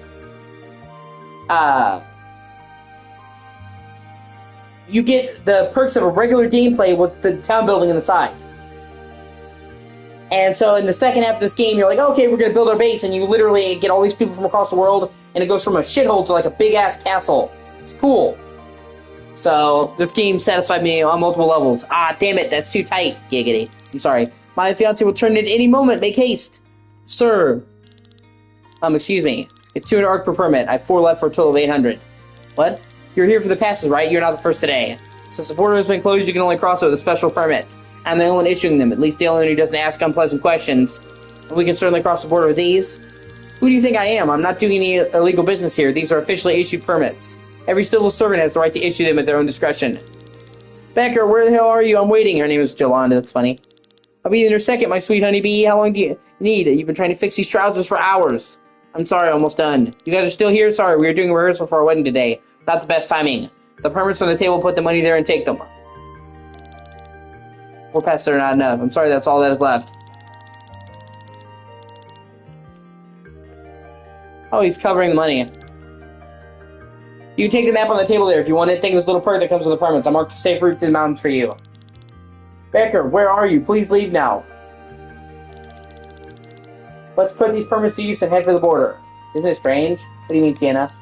As I understand, he's been selling regular passes for quite some time now. With the border closed and the need for special permit, he can charge extra. Yet he sells them for only 200 arc. Why would he do that? I was wondering that myself. Don't look a gift horse in the mouth. We can cross the border with these and everything is fine, right? Let's go then. Actually, I'm not done exploring. It's got a beautiful garden here. And I saw that treasure chest. Yeah, baby. Sweet, a free cloak. One of these days, I'm going to have a mansion out in the countryside on a hill and look down at the rest of the world and judge them. All of you are beneath me!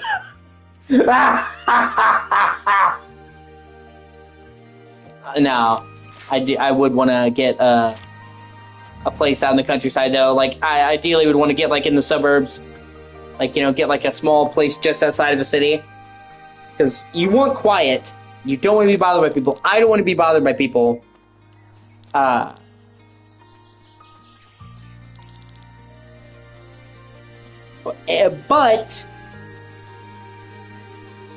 But, yeah, the scarecrows are creepy as shit in this game. You don't want to be so far away that, like, if you want to get, like, food or whatever, that it takes ages, or if something happens to you, you can't get help. So it's, like, a reasonable distance.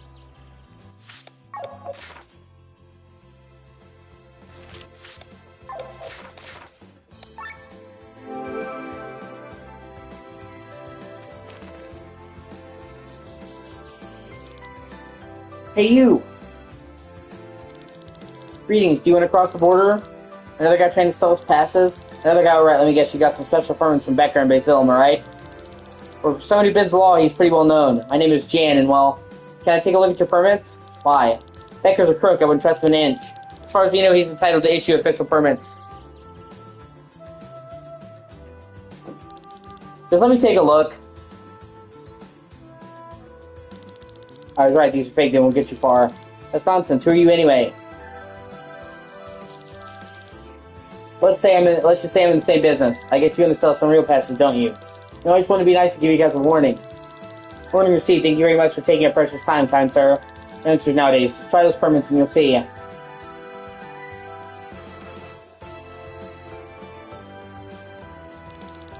Crossing borders is only allowed with special permits. What's this?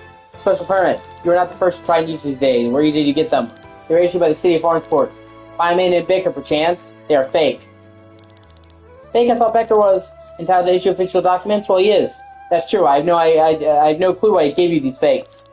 Normally I would now have to take you into custody. But since you're not the first to do this, I believe the full life of Becker. You've been conned. Now leave. I knew he was suspicious from the very beginning. This getting on my nerves. A waste of time. But why should he be issuing fakes? That makes no sense. Maybe he's a crook after all. Who can really tell if this guy's a legitimate civil servant? If there's someone who knows a thing or two about crooks, it's Sienna. She is a thief, actually. I'll take that as a compliment. At least you called me by my name for once. Well, thanks to these counterfeits, the army has him on their radar now. But would a man who's about to be married really take such a risk? Something's wrong here. That's a fact. Let's return to Becker.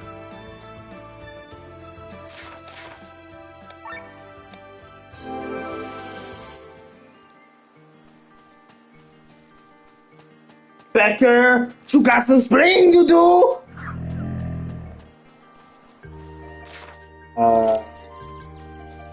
I'm gonna beat those passes out of you!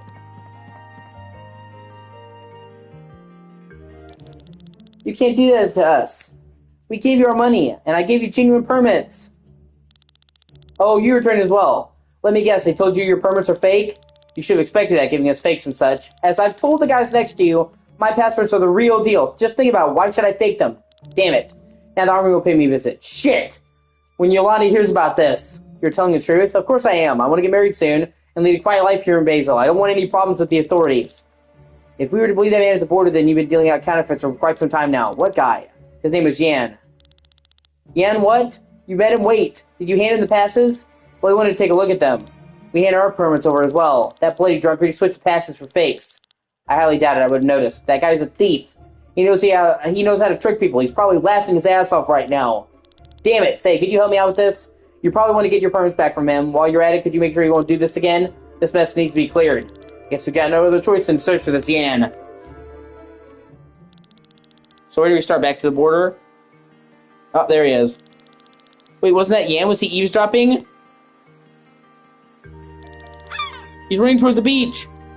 It's like, you motherfucker. And so they say, the plot thickens. I'm gonna call my dick the plot, cause it thickens. I'm going to hell.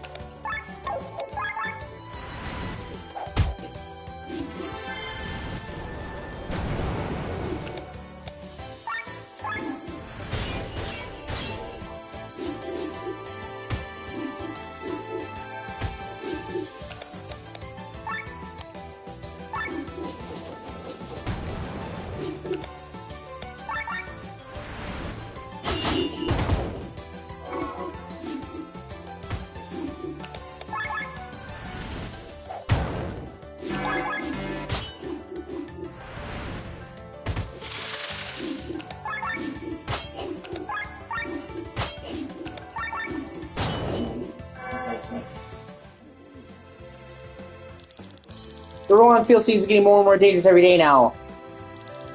You look angry. They didn't let you through Becker's fake permits, did they?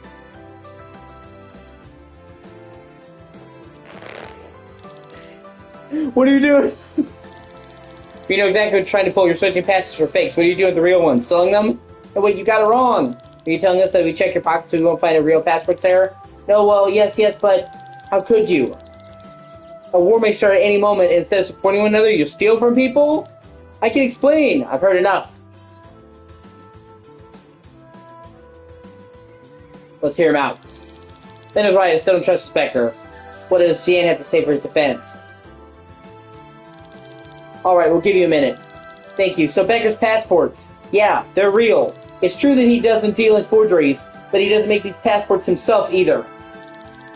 Becker stole them from other people. He's not a civil servant, he's a robber. The passports are stolen? Did he offer you a map with a supposedly safe route through the mountains? Do you know what waits you on that trail? His own band of brigands. They'll take your gold, equipment, and passports and bring it back to Becker. That's how he earns his living. People going missing in Qatar is pretty common, so no one would suspect a thing. The passes that return are used for his next victims. You can't be serious. Guess why he only gave you 4 passports? Not because he didn't have any more. He just wanted to make sure that his gang was capable of robbing you on the mountain pass. 6 armed fighters would be too risky for him. I almost believe this guy here. You don't pull a sophisticated idea like this out of thin air. But in the end, it doesn't matter. Let's take our passports and move on. We'll just take another route through the mountains. Unfortunately, the passports are not of much use to you. Becker must have missed it, but there's blood on some of your passports. So what? According to the law, passports with bloodstains are invalid. It's intended to prevent robberies. Becker's men must have gotten sloppy during the last robbery. See, like this. This is a clever twist. Like you think, oh, I got tricked. Oh no, I got tricked, and it's actually a pretty like elaborate whodunit for what is essentially a smaller quest in this game. And I can genuinely have you guessing. Does this mean we have to go back to Becker again? Yes, but this time there are no more excuses. If his throat were to be at the mercy of your sword, you can extract information from him about a secret passage. There's a path that his band of robbers used to bring the stolen items down from the mountains to him. Why are you doing all this? What do you plan to do with those stolen passports? But the bloodstains are useless anyway. I have my reasons. Wait a second, are you the guy that owns a house at the beach? I have a little house at the beach, yeah, why do you ask? What happened there? What do you mean? It was completely wrecked by a monster. What? No, that can't be! What's wrong with him? Do we care to find out? We can follow him or return to Becker. Either way, let's move. And follow him.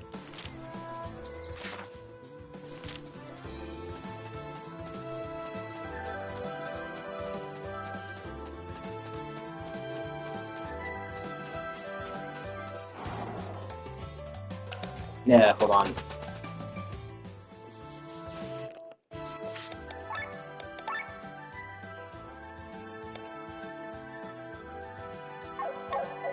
No, fuck.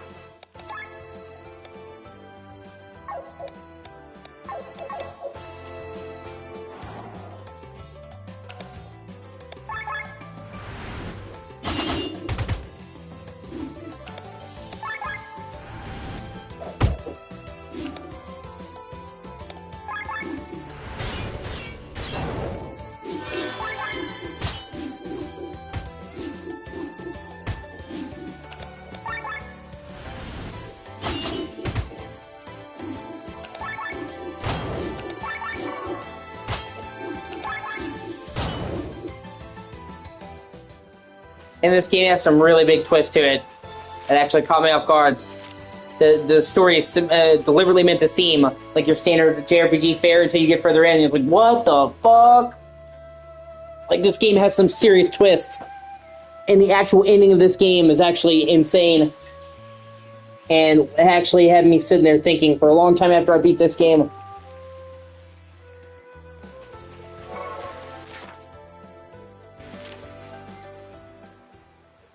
So for me personally, I think this game is a testament to what one man can do. What happened here? Marcia, or I'm sorry, Marcia, where are you? Oh no. It's you, what devastation, there's blood everywhere. Over there, behind the boxes, a body, all cut up as that. That is a soldier from Tarn. Marcia. Papa? Oh, his daughter hid. Oh, Marcia, Papa, I was so scared to think fate your well happened. I don't know, I was asleep and was woken by loud noises. Everything was destroyed and the bad men were gone. I think there was a monster here. I was scared and I hid. Well done, the main thing is that nothing happened to you. What is the meaning of all this? Yeah, touching reunion, let's be clear. You steal passports. And we find dead bodies at your home. What does all of this mean? Looks like the beast everyone was talking about ran wild here. Fortunately, didn't notice my daughter. What is the soldier from Tarn doing here? Speak. They came this morning, 8 soldiers from the direction of Farnsport. They claimed that something terrible had happened at some banquet, and now they were wanted. They're probably Ambassador's guards. Chancellor Sigurd were searching for them. These pigs took my daughter hostage and forced me to get them passports. I tried to sell them figs, but they noticed. And then you exchange these figs at the border with ours, which you received from Becker. Yes, but together yours only had 6. I'm still missing 2, so I had to wait longer. And you didn't care about the blood on the passports? I was hoping they would not know the law about the blood. As long as the soldiers took the passports and disappeared, I did not care whether they were allowed through the border or not. Well, be that as it may, at least it seems to resolve itself thanks to this ominous beast. You think some soldiers were able to escape from the monster? Looking at the amount of blood here, I understand. May they rest in peace. We believe your story. You should still report it to the village elder. I will thank you. Let's move on. I wonder what kind of beast could slaughter men like this. Hey, you can actually kill this fucker later on, which is cool.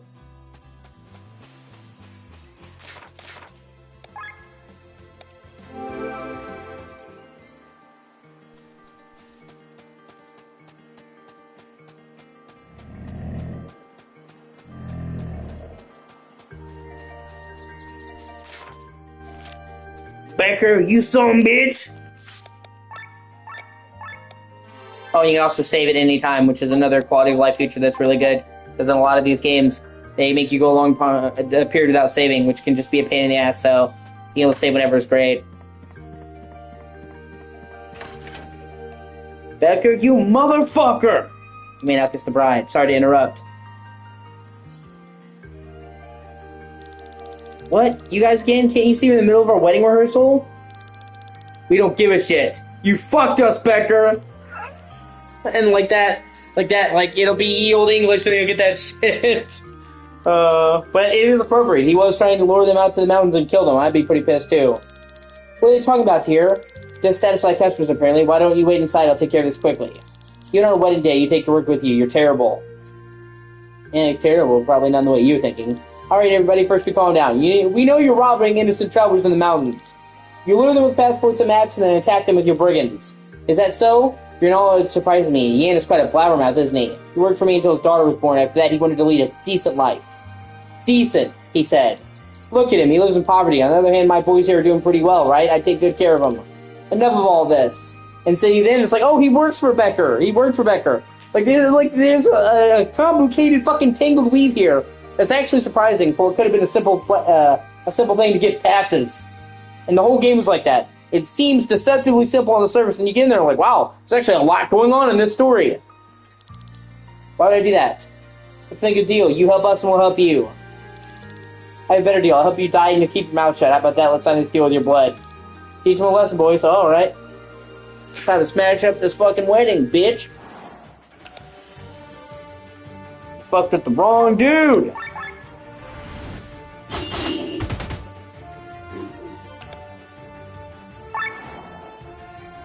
Ultimate attack. I love his. His sword literally pierces the heavens. Goes all the way up to the mountains, man.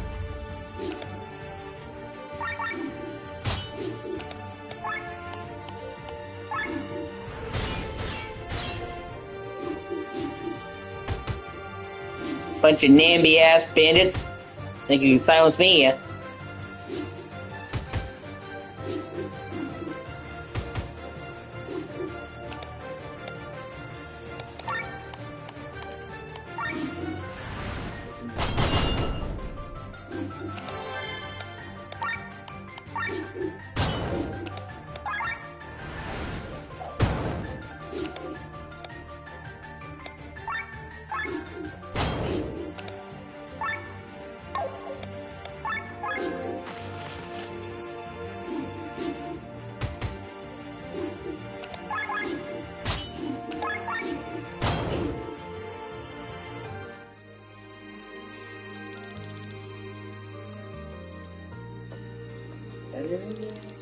Payback time, Becker. I don't care how person earns a living, but you don't mess with me. Will you please forgive me that deal was bad? How about another offer? You can work for me. I pay good and you seem to be strong enough. I think your business is finished. How did your boys smuggle loot from the mountains back to you? There's an underground passage, but it's rather dangerous. If your boys can't handle it, then we can as well. Which way is it? Will you let me go? If you promise us to stop robbing people, then we'll consider it. I promise. The path you need to take leads to the Temple of the Purple Flame. The ruins in the north, I heard they're overrun by evil creatures. My boys secured a passageway around them. Unfortunately, it collapsed during one of the earthquakes a few days ago. We were in the process of clearing it. What does that mean for us? You have to go through the whole temple. It has the extra tutorial, but you have to deal with whatever lurks there. I'll give you the key to the ruins. Exit Basil to the north, past the bridge, and go to the west.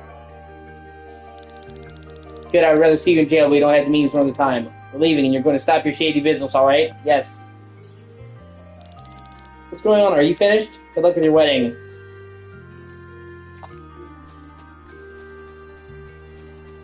Sweet.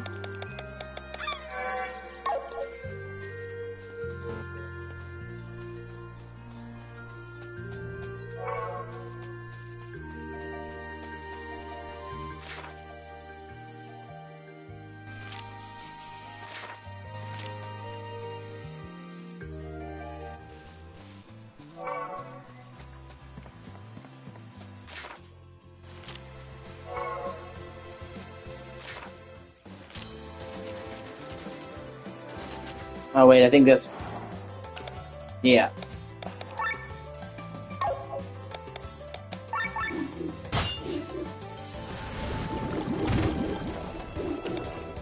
Yeah, I can't do this yet. I have to remember this as a legendary monster for later.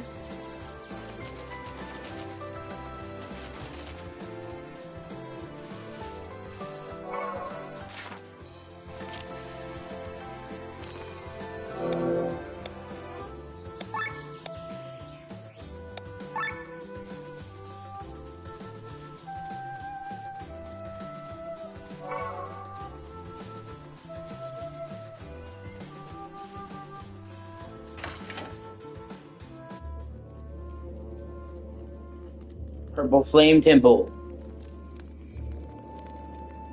Well, we were promised purple flames. And we were delivered. Well, it isn't called the Temple of the Purple Flame for nothing. Yep. Well, I'm relieved. That was obviously my biggest fear going into this place. Wonder who keeps the flames going. Probably the master of this place. Whose corpses are these? Some adventures, it seems, but strange. Going by their clothes, they've been dead for quite some time, but their flesh hasn't completely rotted yet. I wouldn't be surprised if they start moving. Don't say that, bro. Oh, come on, everyone. Can we leave all these creepy stories for fairy tales to continue? Are you scared? Scared me of fairy tales? Oh, come on, darling. Alright, let's move on. I'd be scared of fucking zombies. Yeah.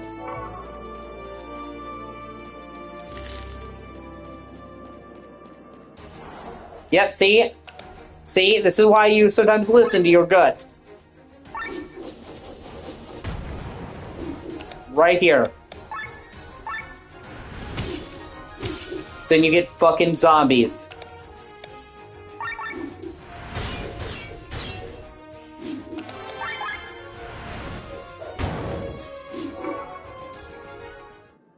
Zombie flesh for loot. Just what I wanted. Zombie flesh, my favorite!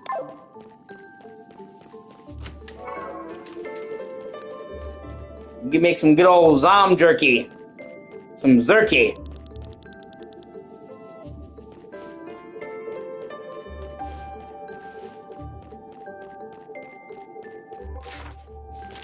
Snap into a Slim Jim!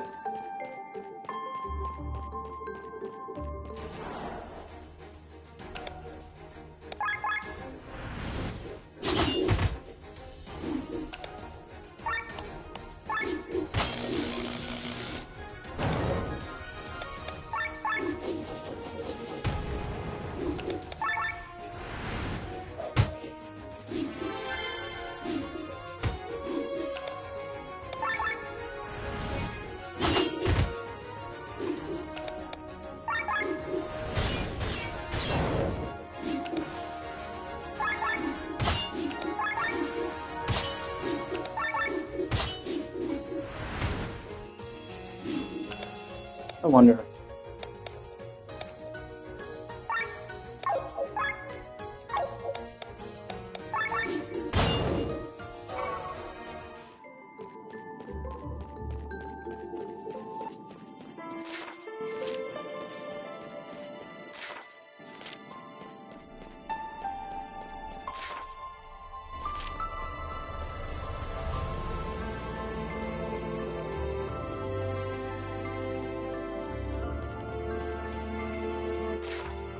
Yeah, this was the patch they should have cleared.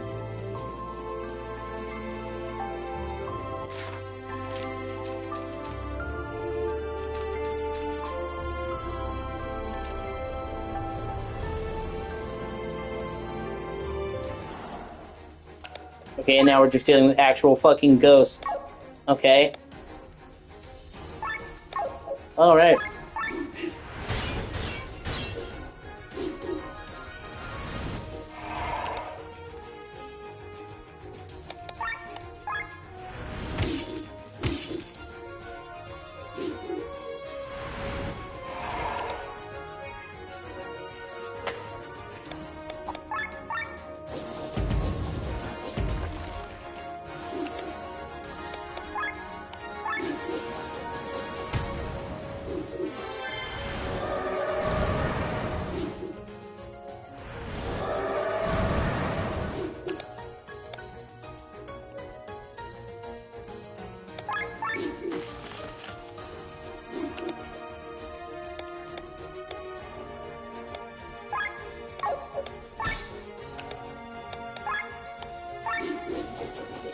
Fuck you, ghost!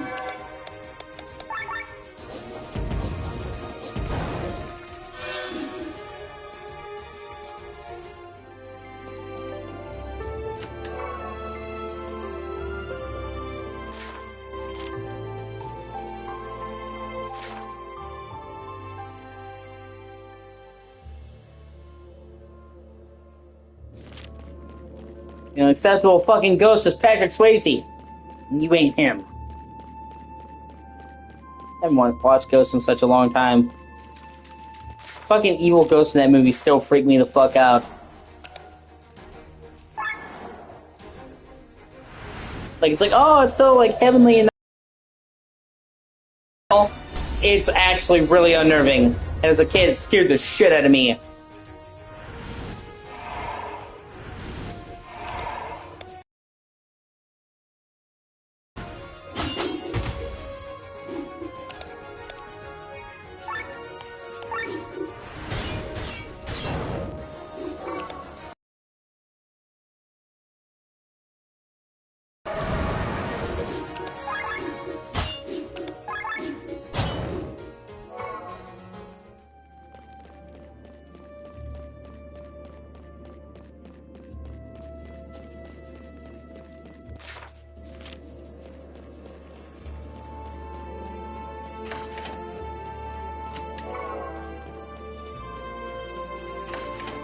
Are you gonna be cool, or...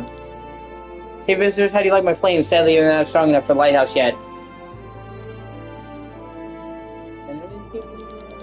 What's the girl have to do? Oh, he's the guy who keeps up the flames, but okay, he seems pretty chill. Okay.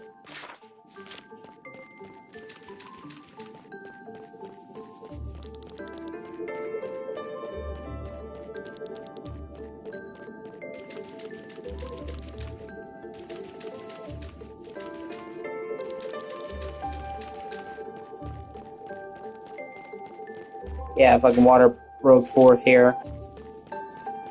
Really great upkeep. They can maintain the flames, but apparently not the decor.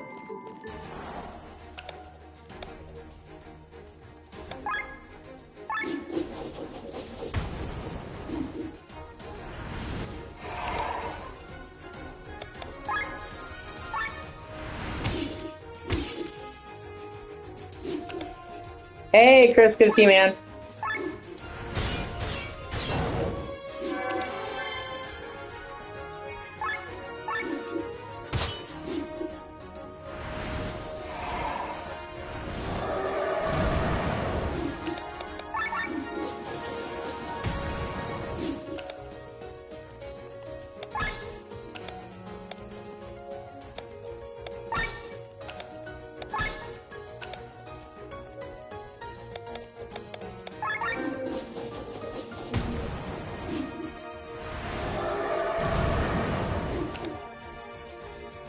That's good, man.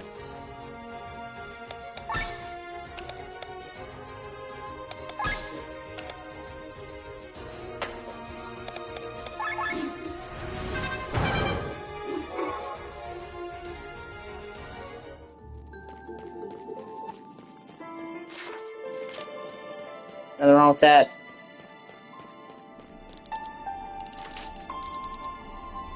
Oh, sweet.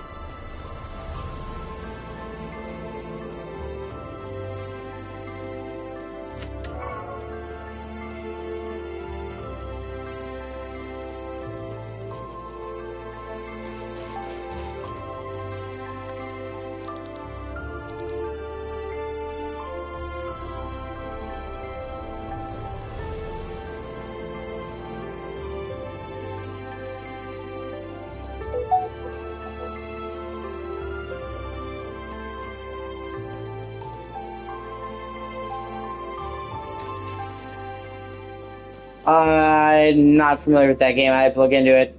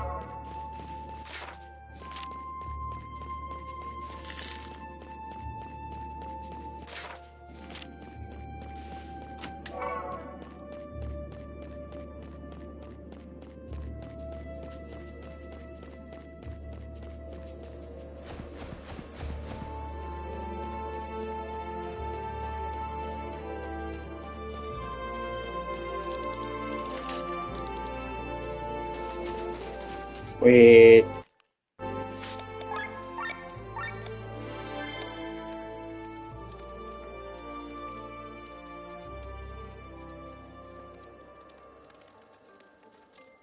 So let me quickly Google that because I think I've heard of that before.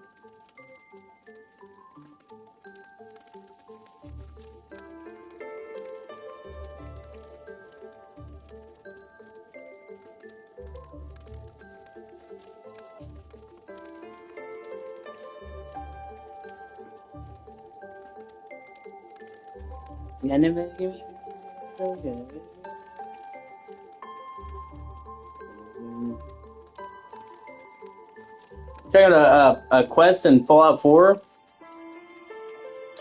I haven't seen. That's what I came up when I Googled it.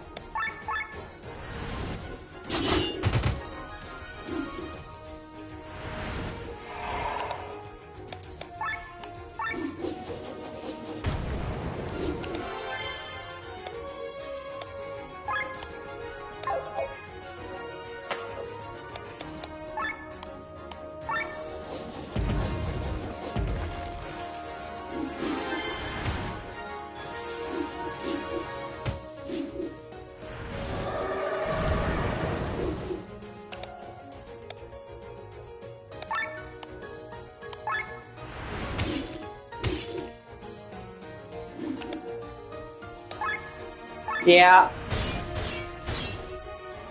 It's one of those transition periods.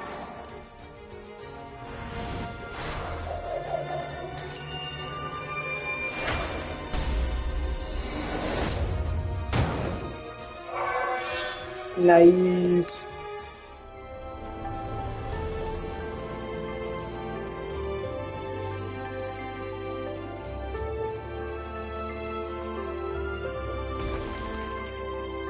So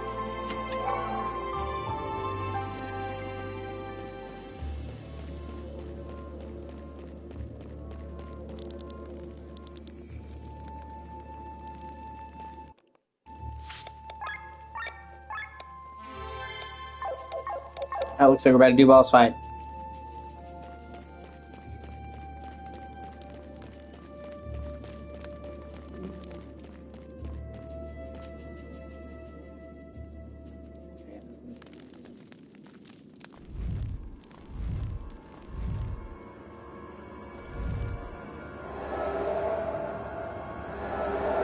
Oh.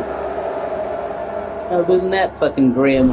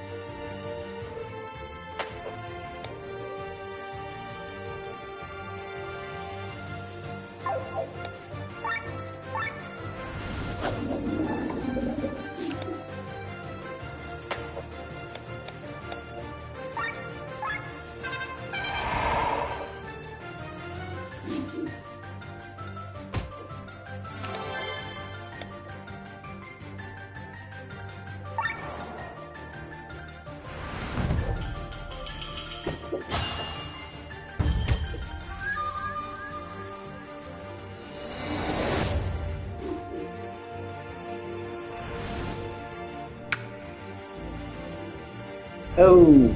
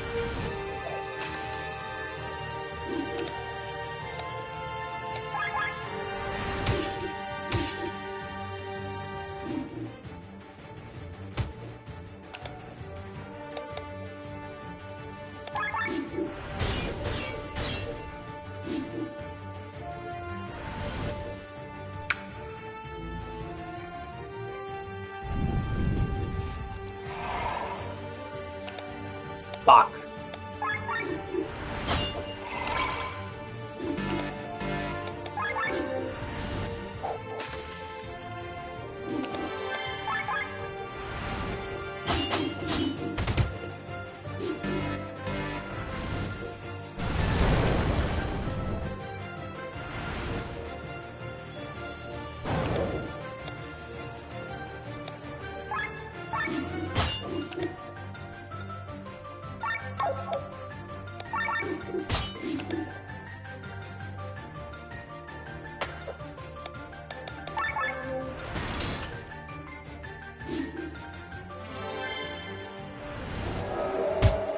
Oh.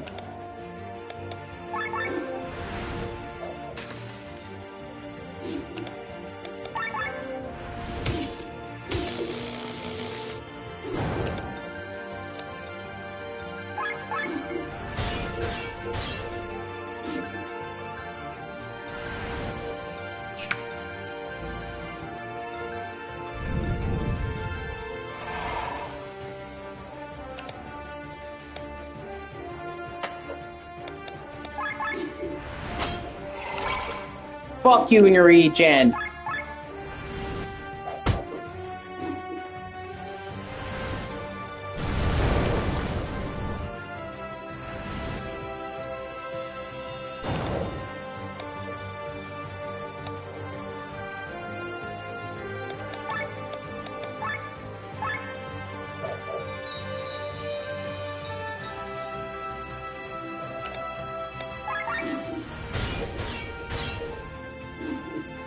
Oh! Fuck you!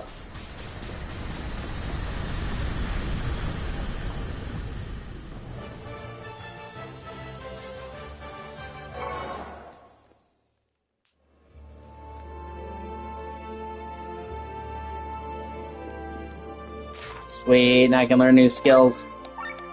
Yeah, baby!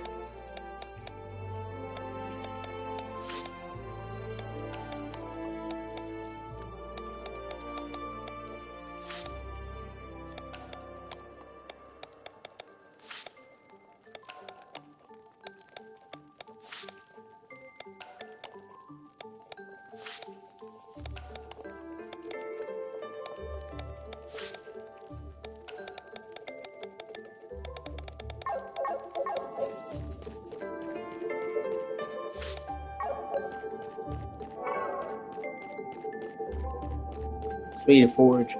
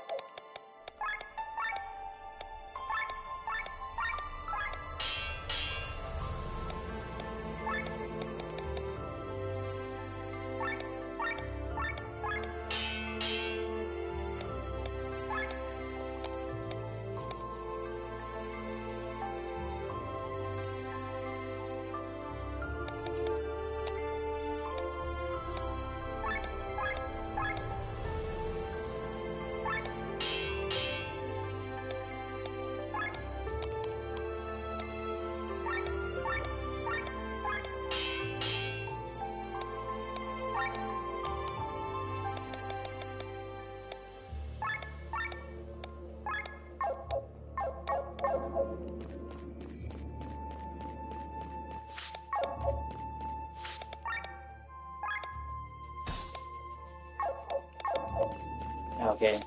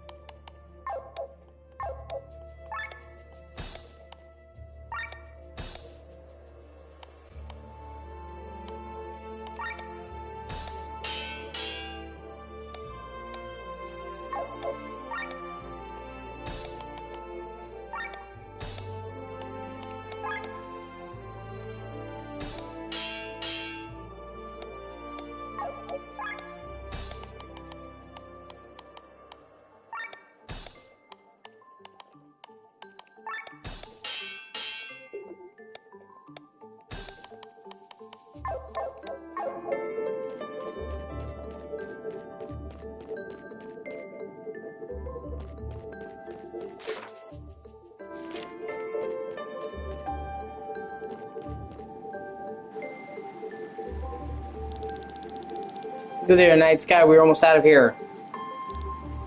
Glenn? What's wrong? Nothing. I'm fine. It has been a long day. Maybe we should rest. And is right. At nighttime, Katari is even more dangerous. Since I sense no evil around anymore, we should probably rest here. I'll go ahead and see if I can fetch some firewood in front of the cave.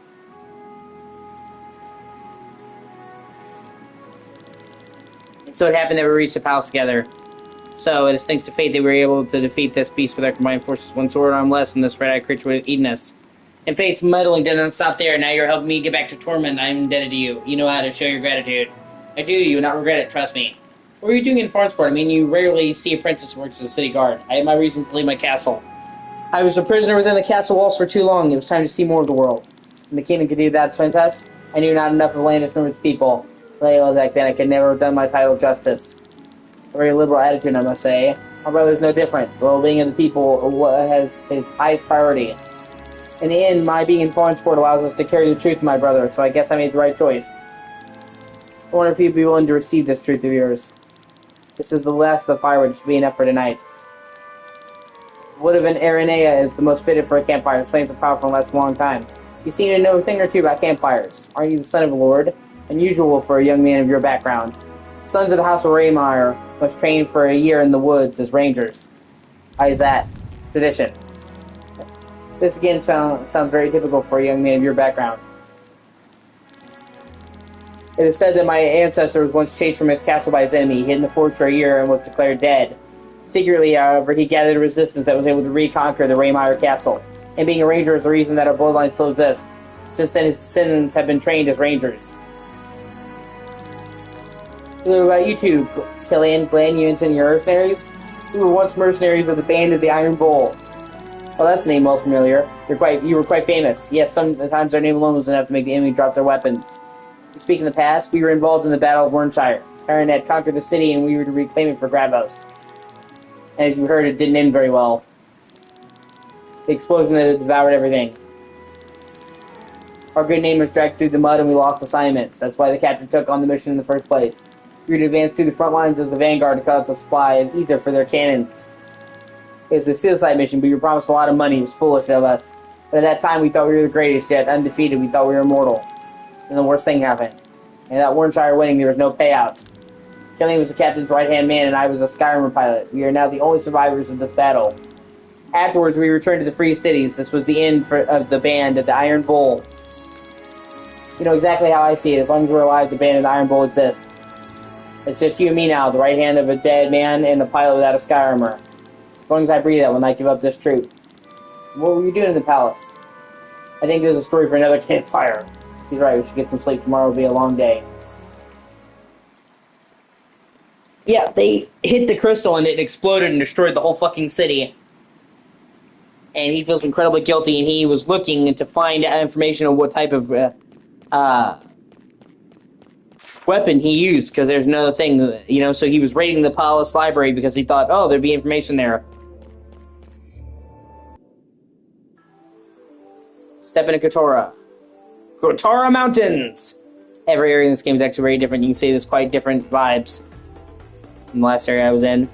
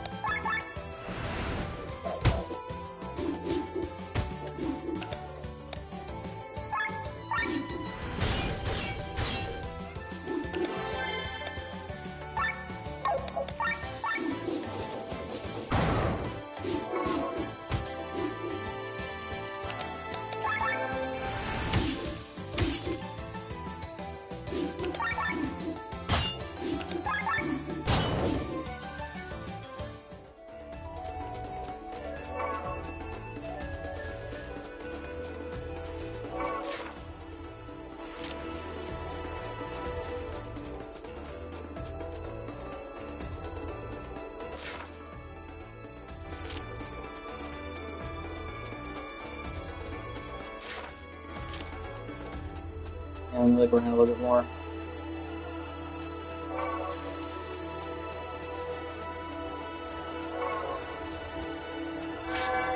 Oh yeah, there's another grid now. I forgot about that. So I stepped into a new area.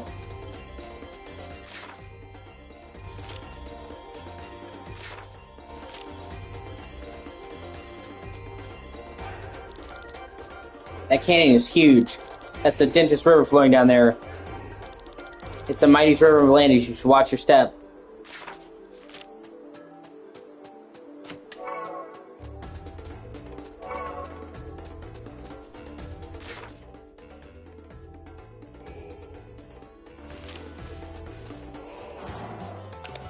Oh, giant snakes. Rivet.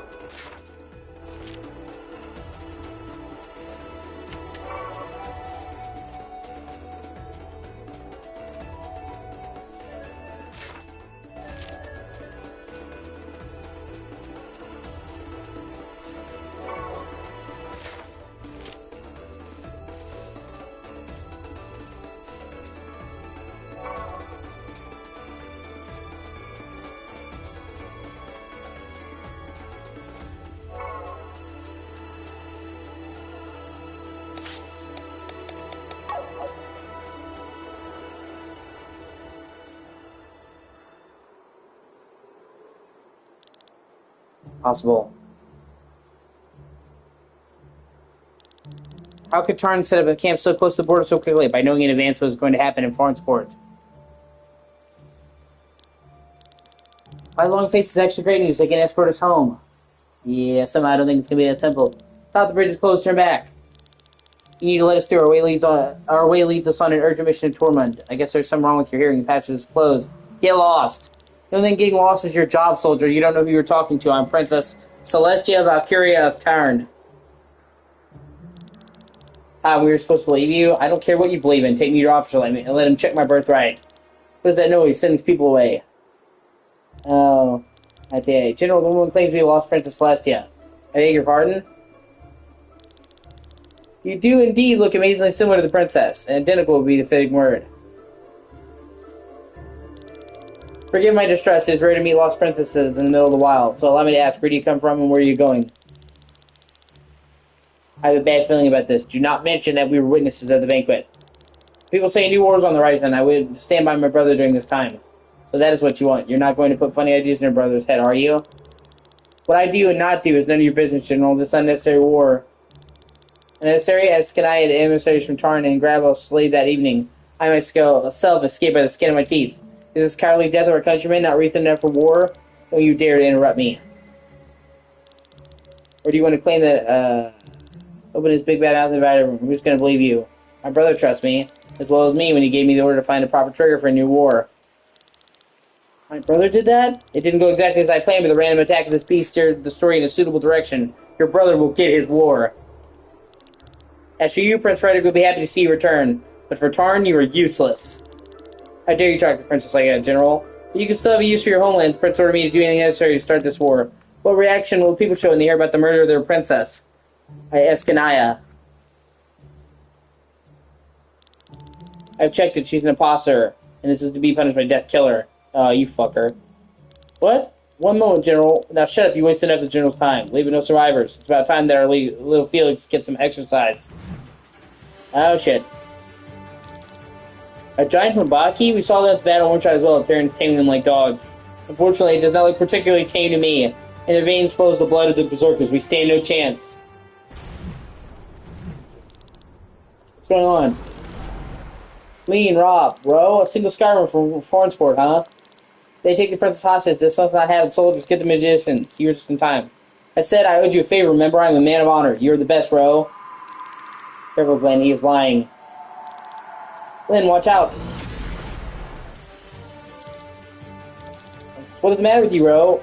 Ha! Spit on my honor when it comes to preventing this war. I'm not here to settle my debt with you. Just settle the moment your life was lifted, Princess Celestia. What? You are coming with me. This war must be stopped. I can't have my newborn daughter experience any more bloodshed and hunger. No, this will not repeat. That is why I want to prevent this war, Ro. If you kidnap me, my brother has every reason to declare war on Escanaya. But if I speak to him, then silence. You know your brother longs for this war. There's no way around it. Your love for your brother blinds you and leads us to ruin. Your brother's love for you, on the other hand, might give us an advantage. If you really care about Escanaya, come with me, Lane. I beg you. If I follow you, it's all over. My brother's anger will ravage like a storm, but I can calm him, Rose, so clear the way. So be it, by force then. And we're gonna have a boss battle here then.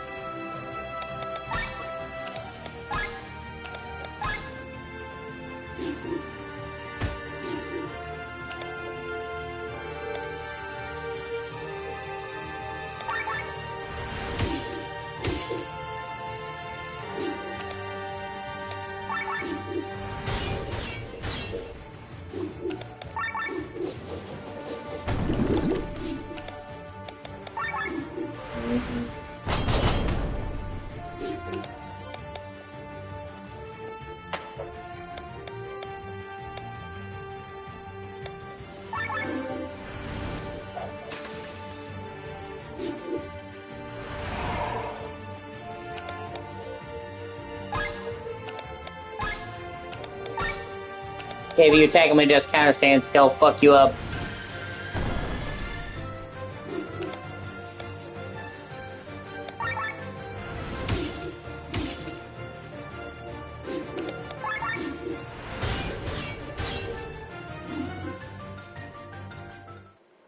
Hey, I got a new Grimoire Shard.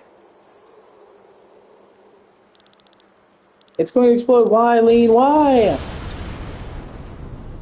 And his bitch ass took out the bridge, and now we're all separated.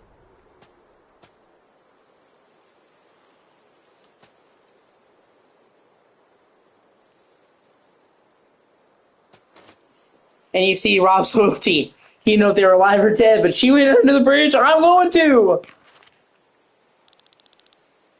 Whose fate do you wish to follow? And now I'll let you pick Which character you play? You have to play them all, but it gives you an order. Killian, Victor, and Rob. Let's do them first.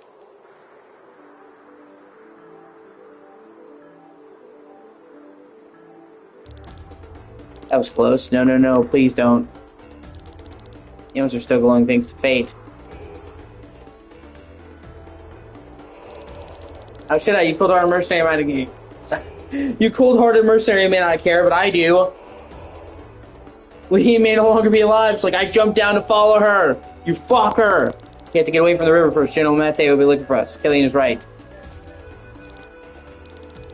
The general will try to kill the princess. He'll move mountains to find Lean. Luckily, there are a lot of mountains here. Let's leave the river behind us as fast as possible. Lean is certainly doing well, as are the others. But Sir Victor, our task is to escort the princess to Torment. I know, Rob, I know. We have no choice. Sienna and Glenn are capable fighters. They will look out for her. Hopefully they remember our meeting place, the White Rose Inn. We can meet them there. That sounds like a plan. Let's get going.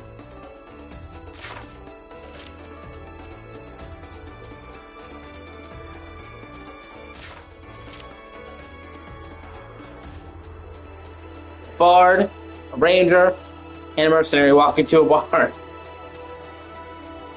Oh, that's right. I can learn new skills. Oh, yeah, baby.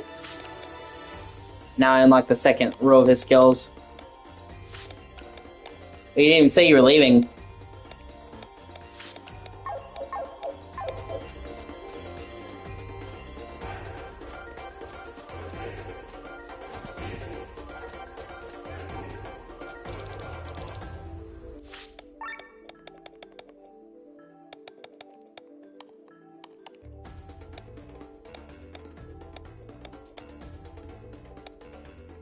That's fine, shit happens.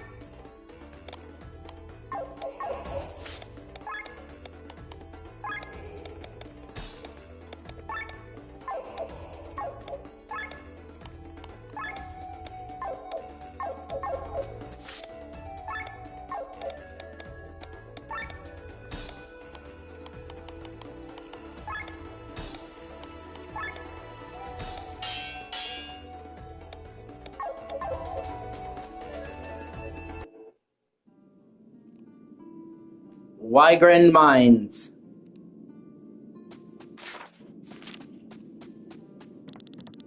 Abandoned mines find you think this is the right way? Wygren Mines are a vast network. If we follow the rails, we should arrive at another exit. How do you know all this? This part of Qatar belongs to my Lord Father. Quite wealthy, aren't we? Planning your next robbery? Forget it.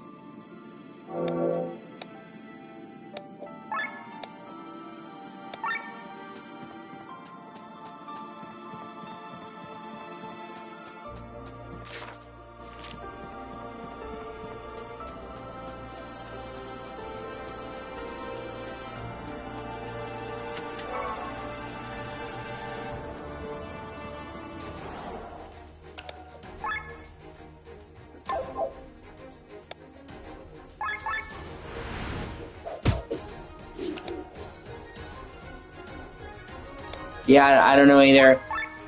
It could just be in your haste to leave, you forget it, or the YouTube end, who can say, really?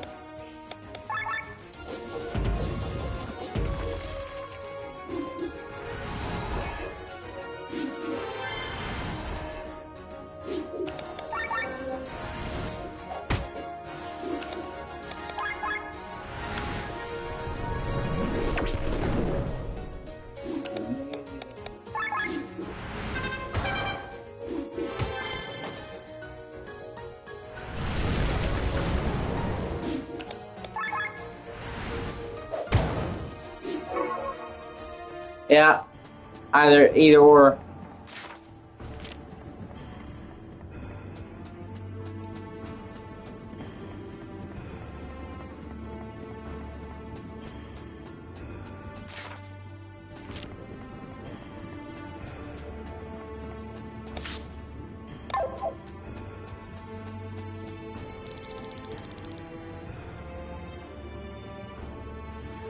It's a ride the mining cart.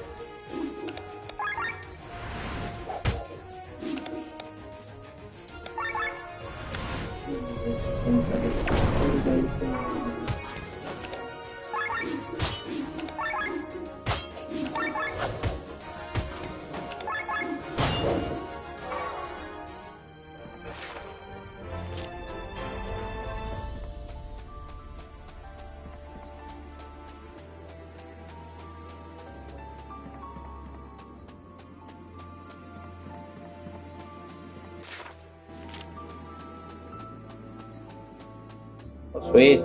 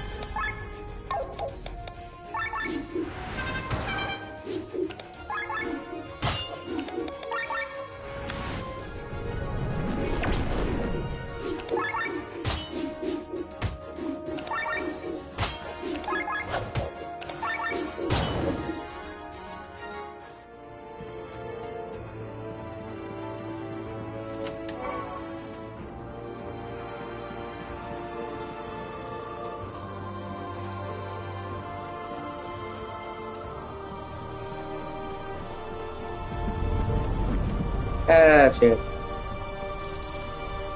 What was that? The megaloworm. It's been puncturing holes in Atlantis for centuries. It's the cause of the numerous earthquakes. And then escape death by a hair's breadth. I don't think that's funny.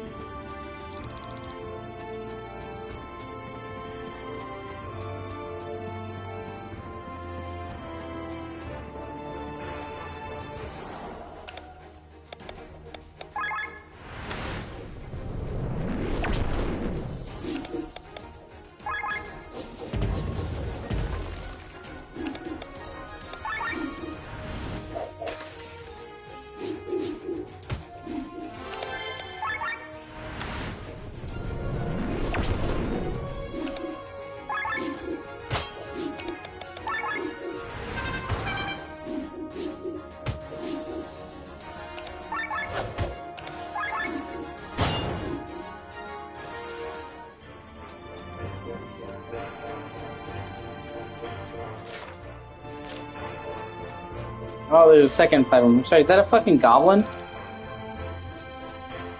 Okay. Sweet, we're now on another platform.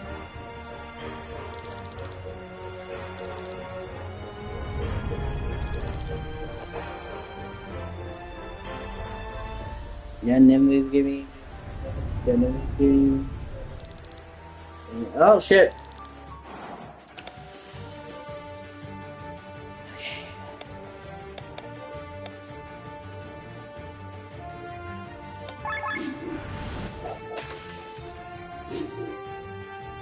I didn't mean to do that. Oh well.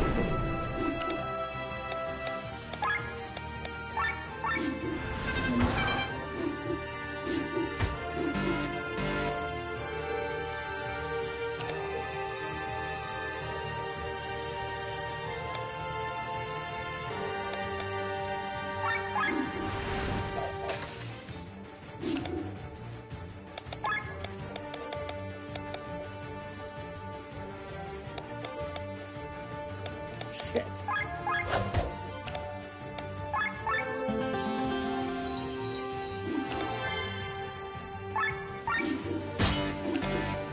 Fuck.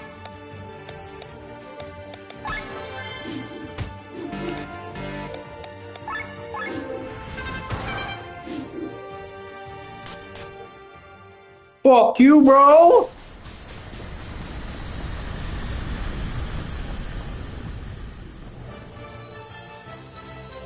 Oh yeah, baby!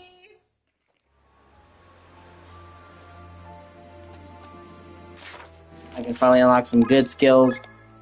Let me see. Grants defensive buff. Let's do that one for him.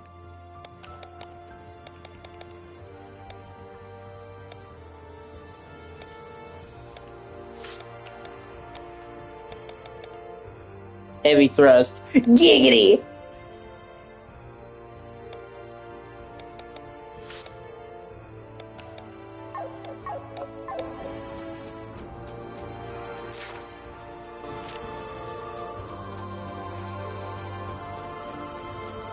I gave you mama heavy thrust that name.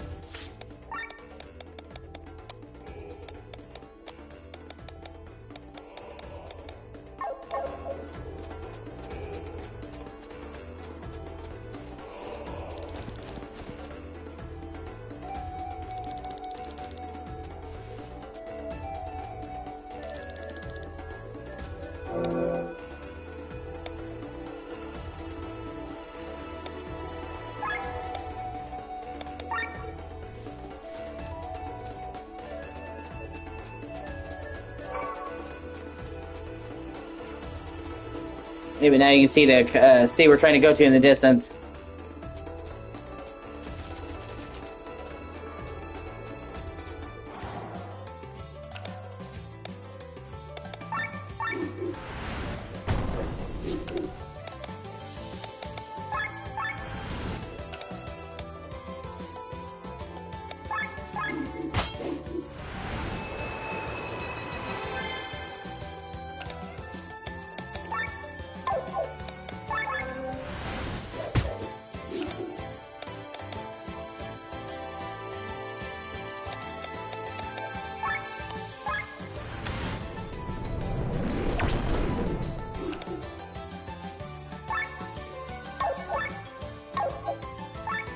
Oh, wait a minute.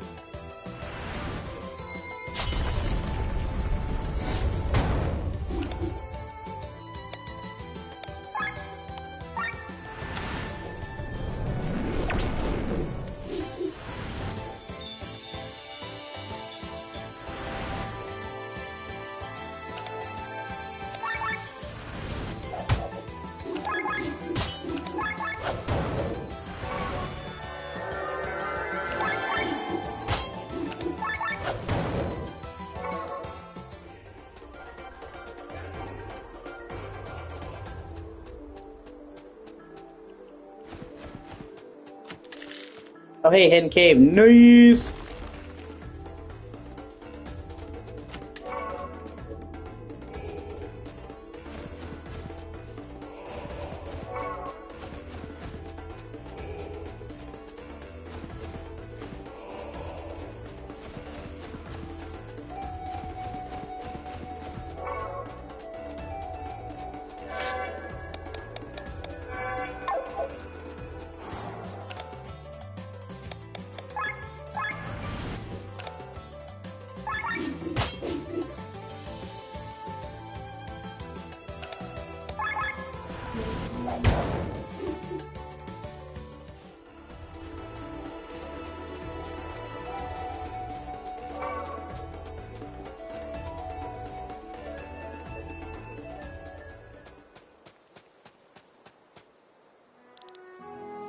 So, Victor, I just remember this path. I walked this way 100 times. You've been here before? Yes, a long time ago when magicians were no rarer than mercenaries.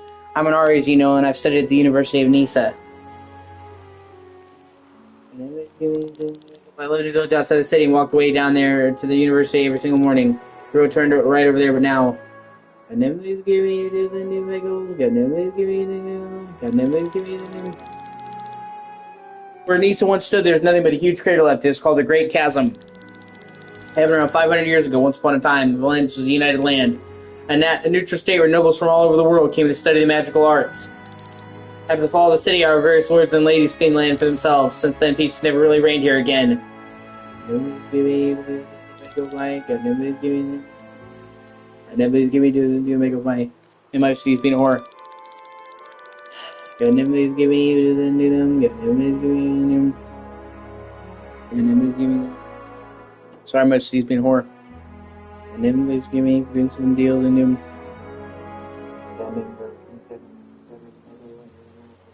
Jesus.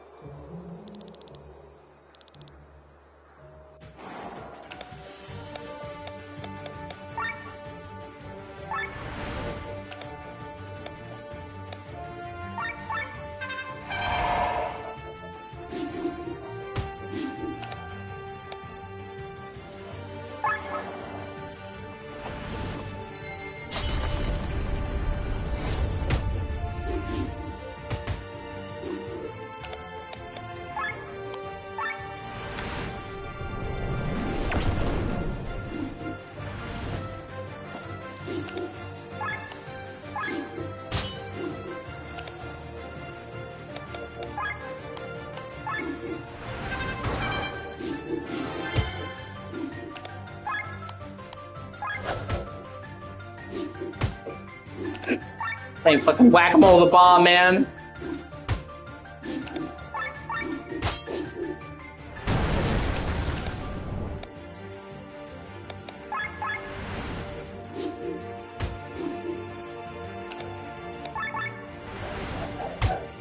Or hot potato, I'm sorry.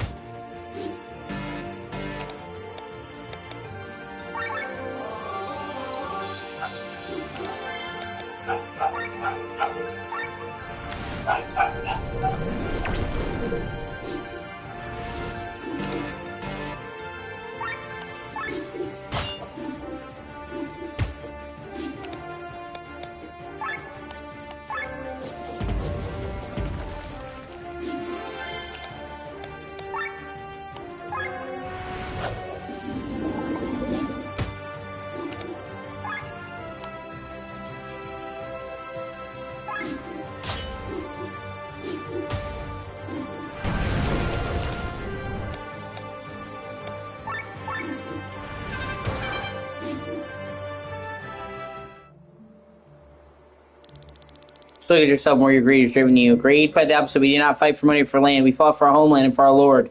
We were loyal knights. Your father was unable to pay us, so for many years we fed our families in honor and the hope of victory alone, and we did so proudly. But at the end of the war, hope died. He could not keep his promise. It was not our decision to cast away the oaths we gave your father. No. Your Lord Father has been strangling our oaths for years by himself. Don't you understand? We need food to keep our families alive. We cannot live in hope and honor alone. But you apparently seem to be living very well in blackmail, bribery, and murder. Do not speak of honor. You are death. And you are dead. Leave him, Rob. For what reason, Sir Victor? Out of mercy. Mercy? Get out of here. Spit on your pity. You will feel my vengeance. Remember that. Oh. Come on, Echo. Come on. Come on. Come on. Come on. She's sitting here looking at me. She wants up here. Come on. What, do you want me to roll out a fucking red carpet to give you a blowjob? Pop up here. I left my fucking victory trumpet at home. Come on. I know she wants up here. She knows that she wants up here. And it's like I have to convince her to do something she wants to do. Now, there we go. Finally. Holy shit. Get your pussy ass up here. Get your pussy ass up here.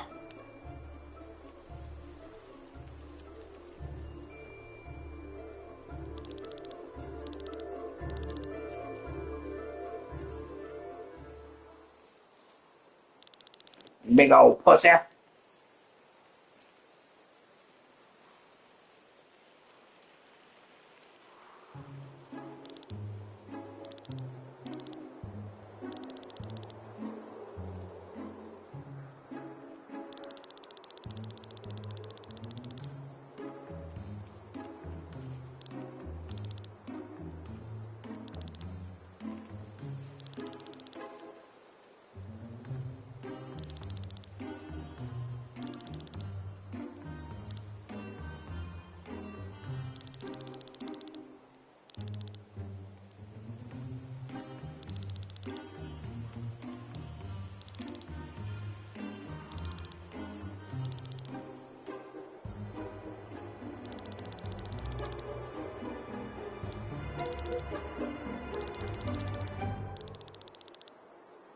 Yes, damn it, I get it. I'll help the princess.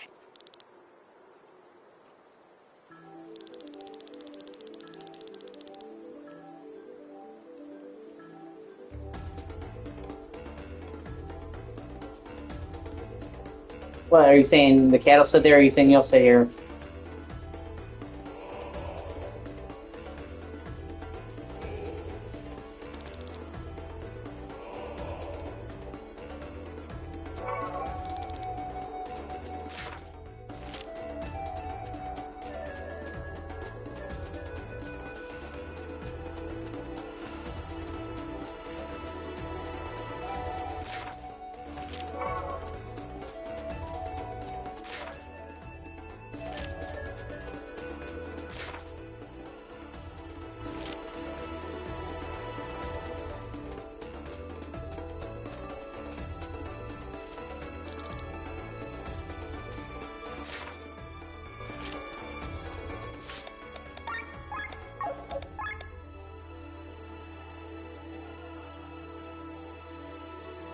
Yes, there you go, kitty. I love you. Yes. There's you. Oh.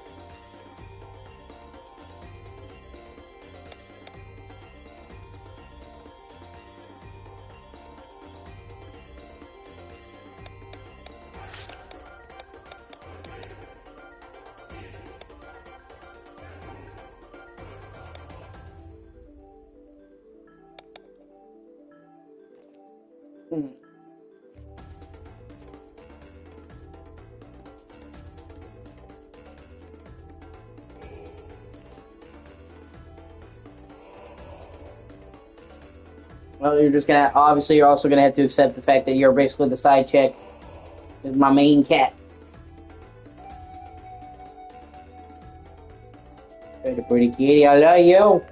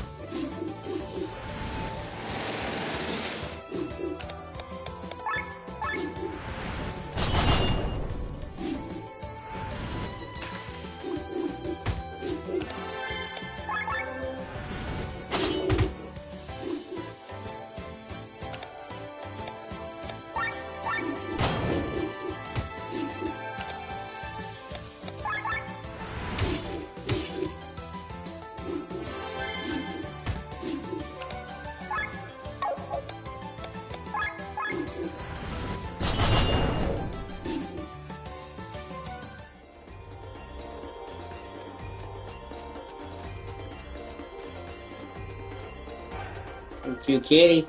Hello, you.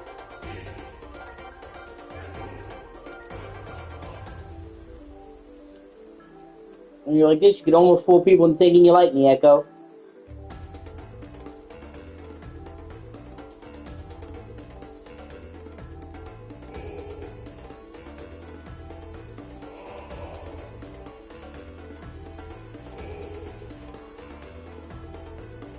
Oh, come here. Getting your claws stuck, man. I gotta trim your claws. Oh, you're getting stuck again. Jesus. I'm gonna so good. I'm gonna eat you. Wow.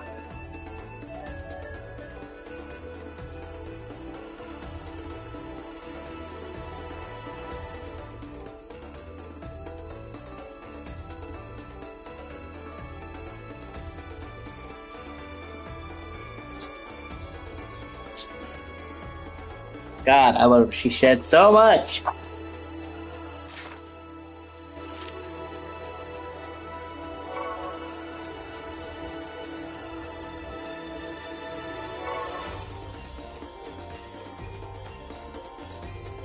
Hidden cave.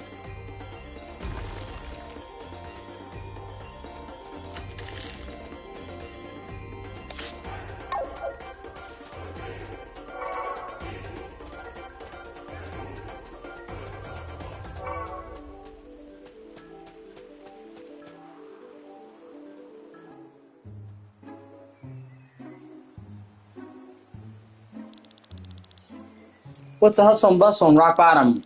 A year ago, a bandit group took over leadership here. They've been causing a lot of trouble ever since. Seems like they also have problems with turning in soldiers. What are they doing here anyway? Apparently they're everywhere in Qatar. They even closed the main route. Is there a new war in the making? All I know is that we should steer clear of the soldiers. They'll only confiscate our goods. Unfortunately, the way north is through the village here, so we have to wait until the situation calms down. Alright, let's set up our tents then.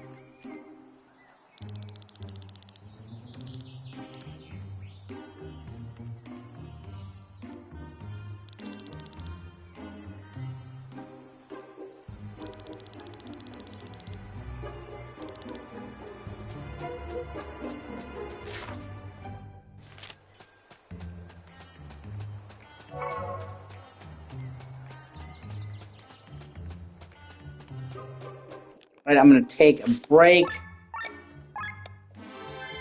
And then switch games, and I'll be back. Thank you for watching.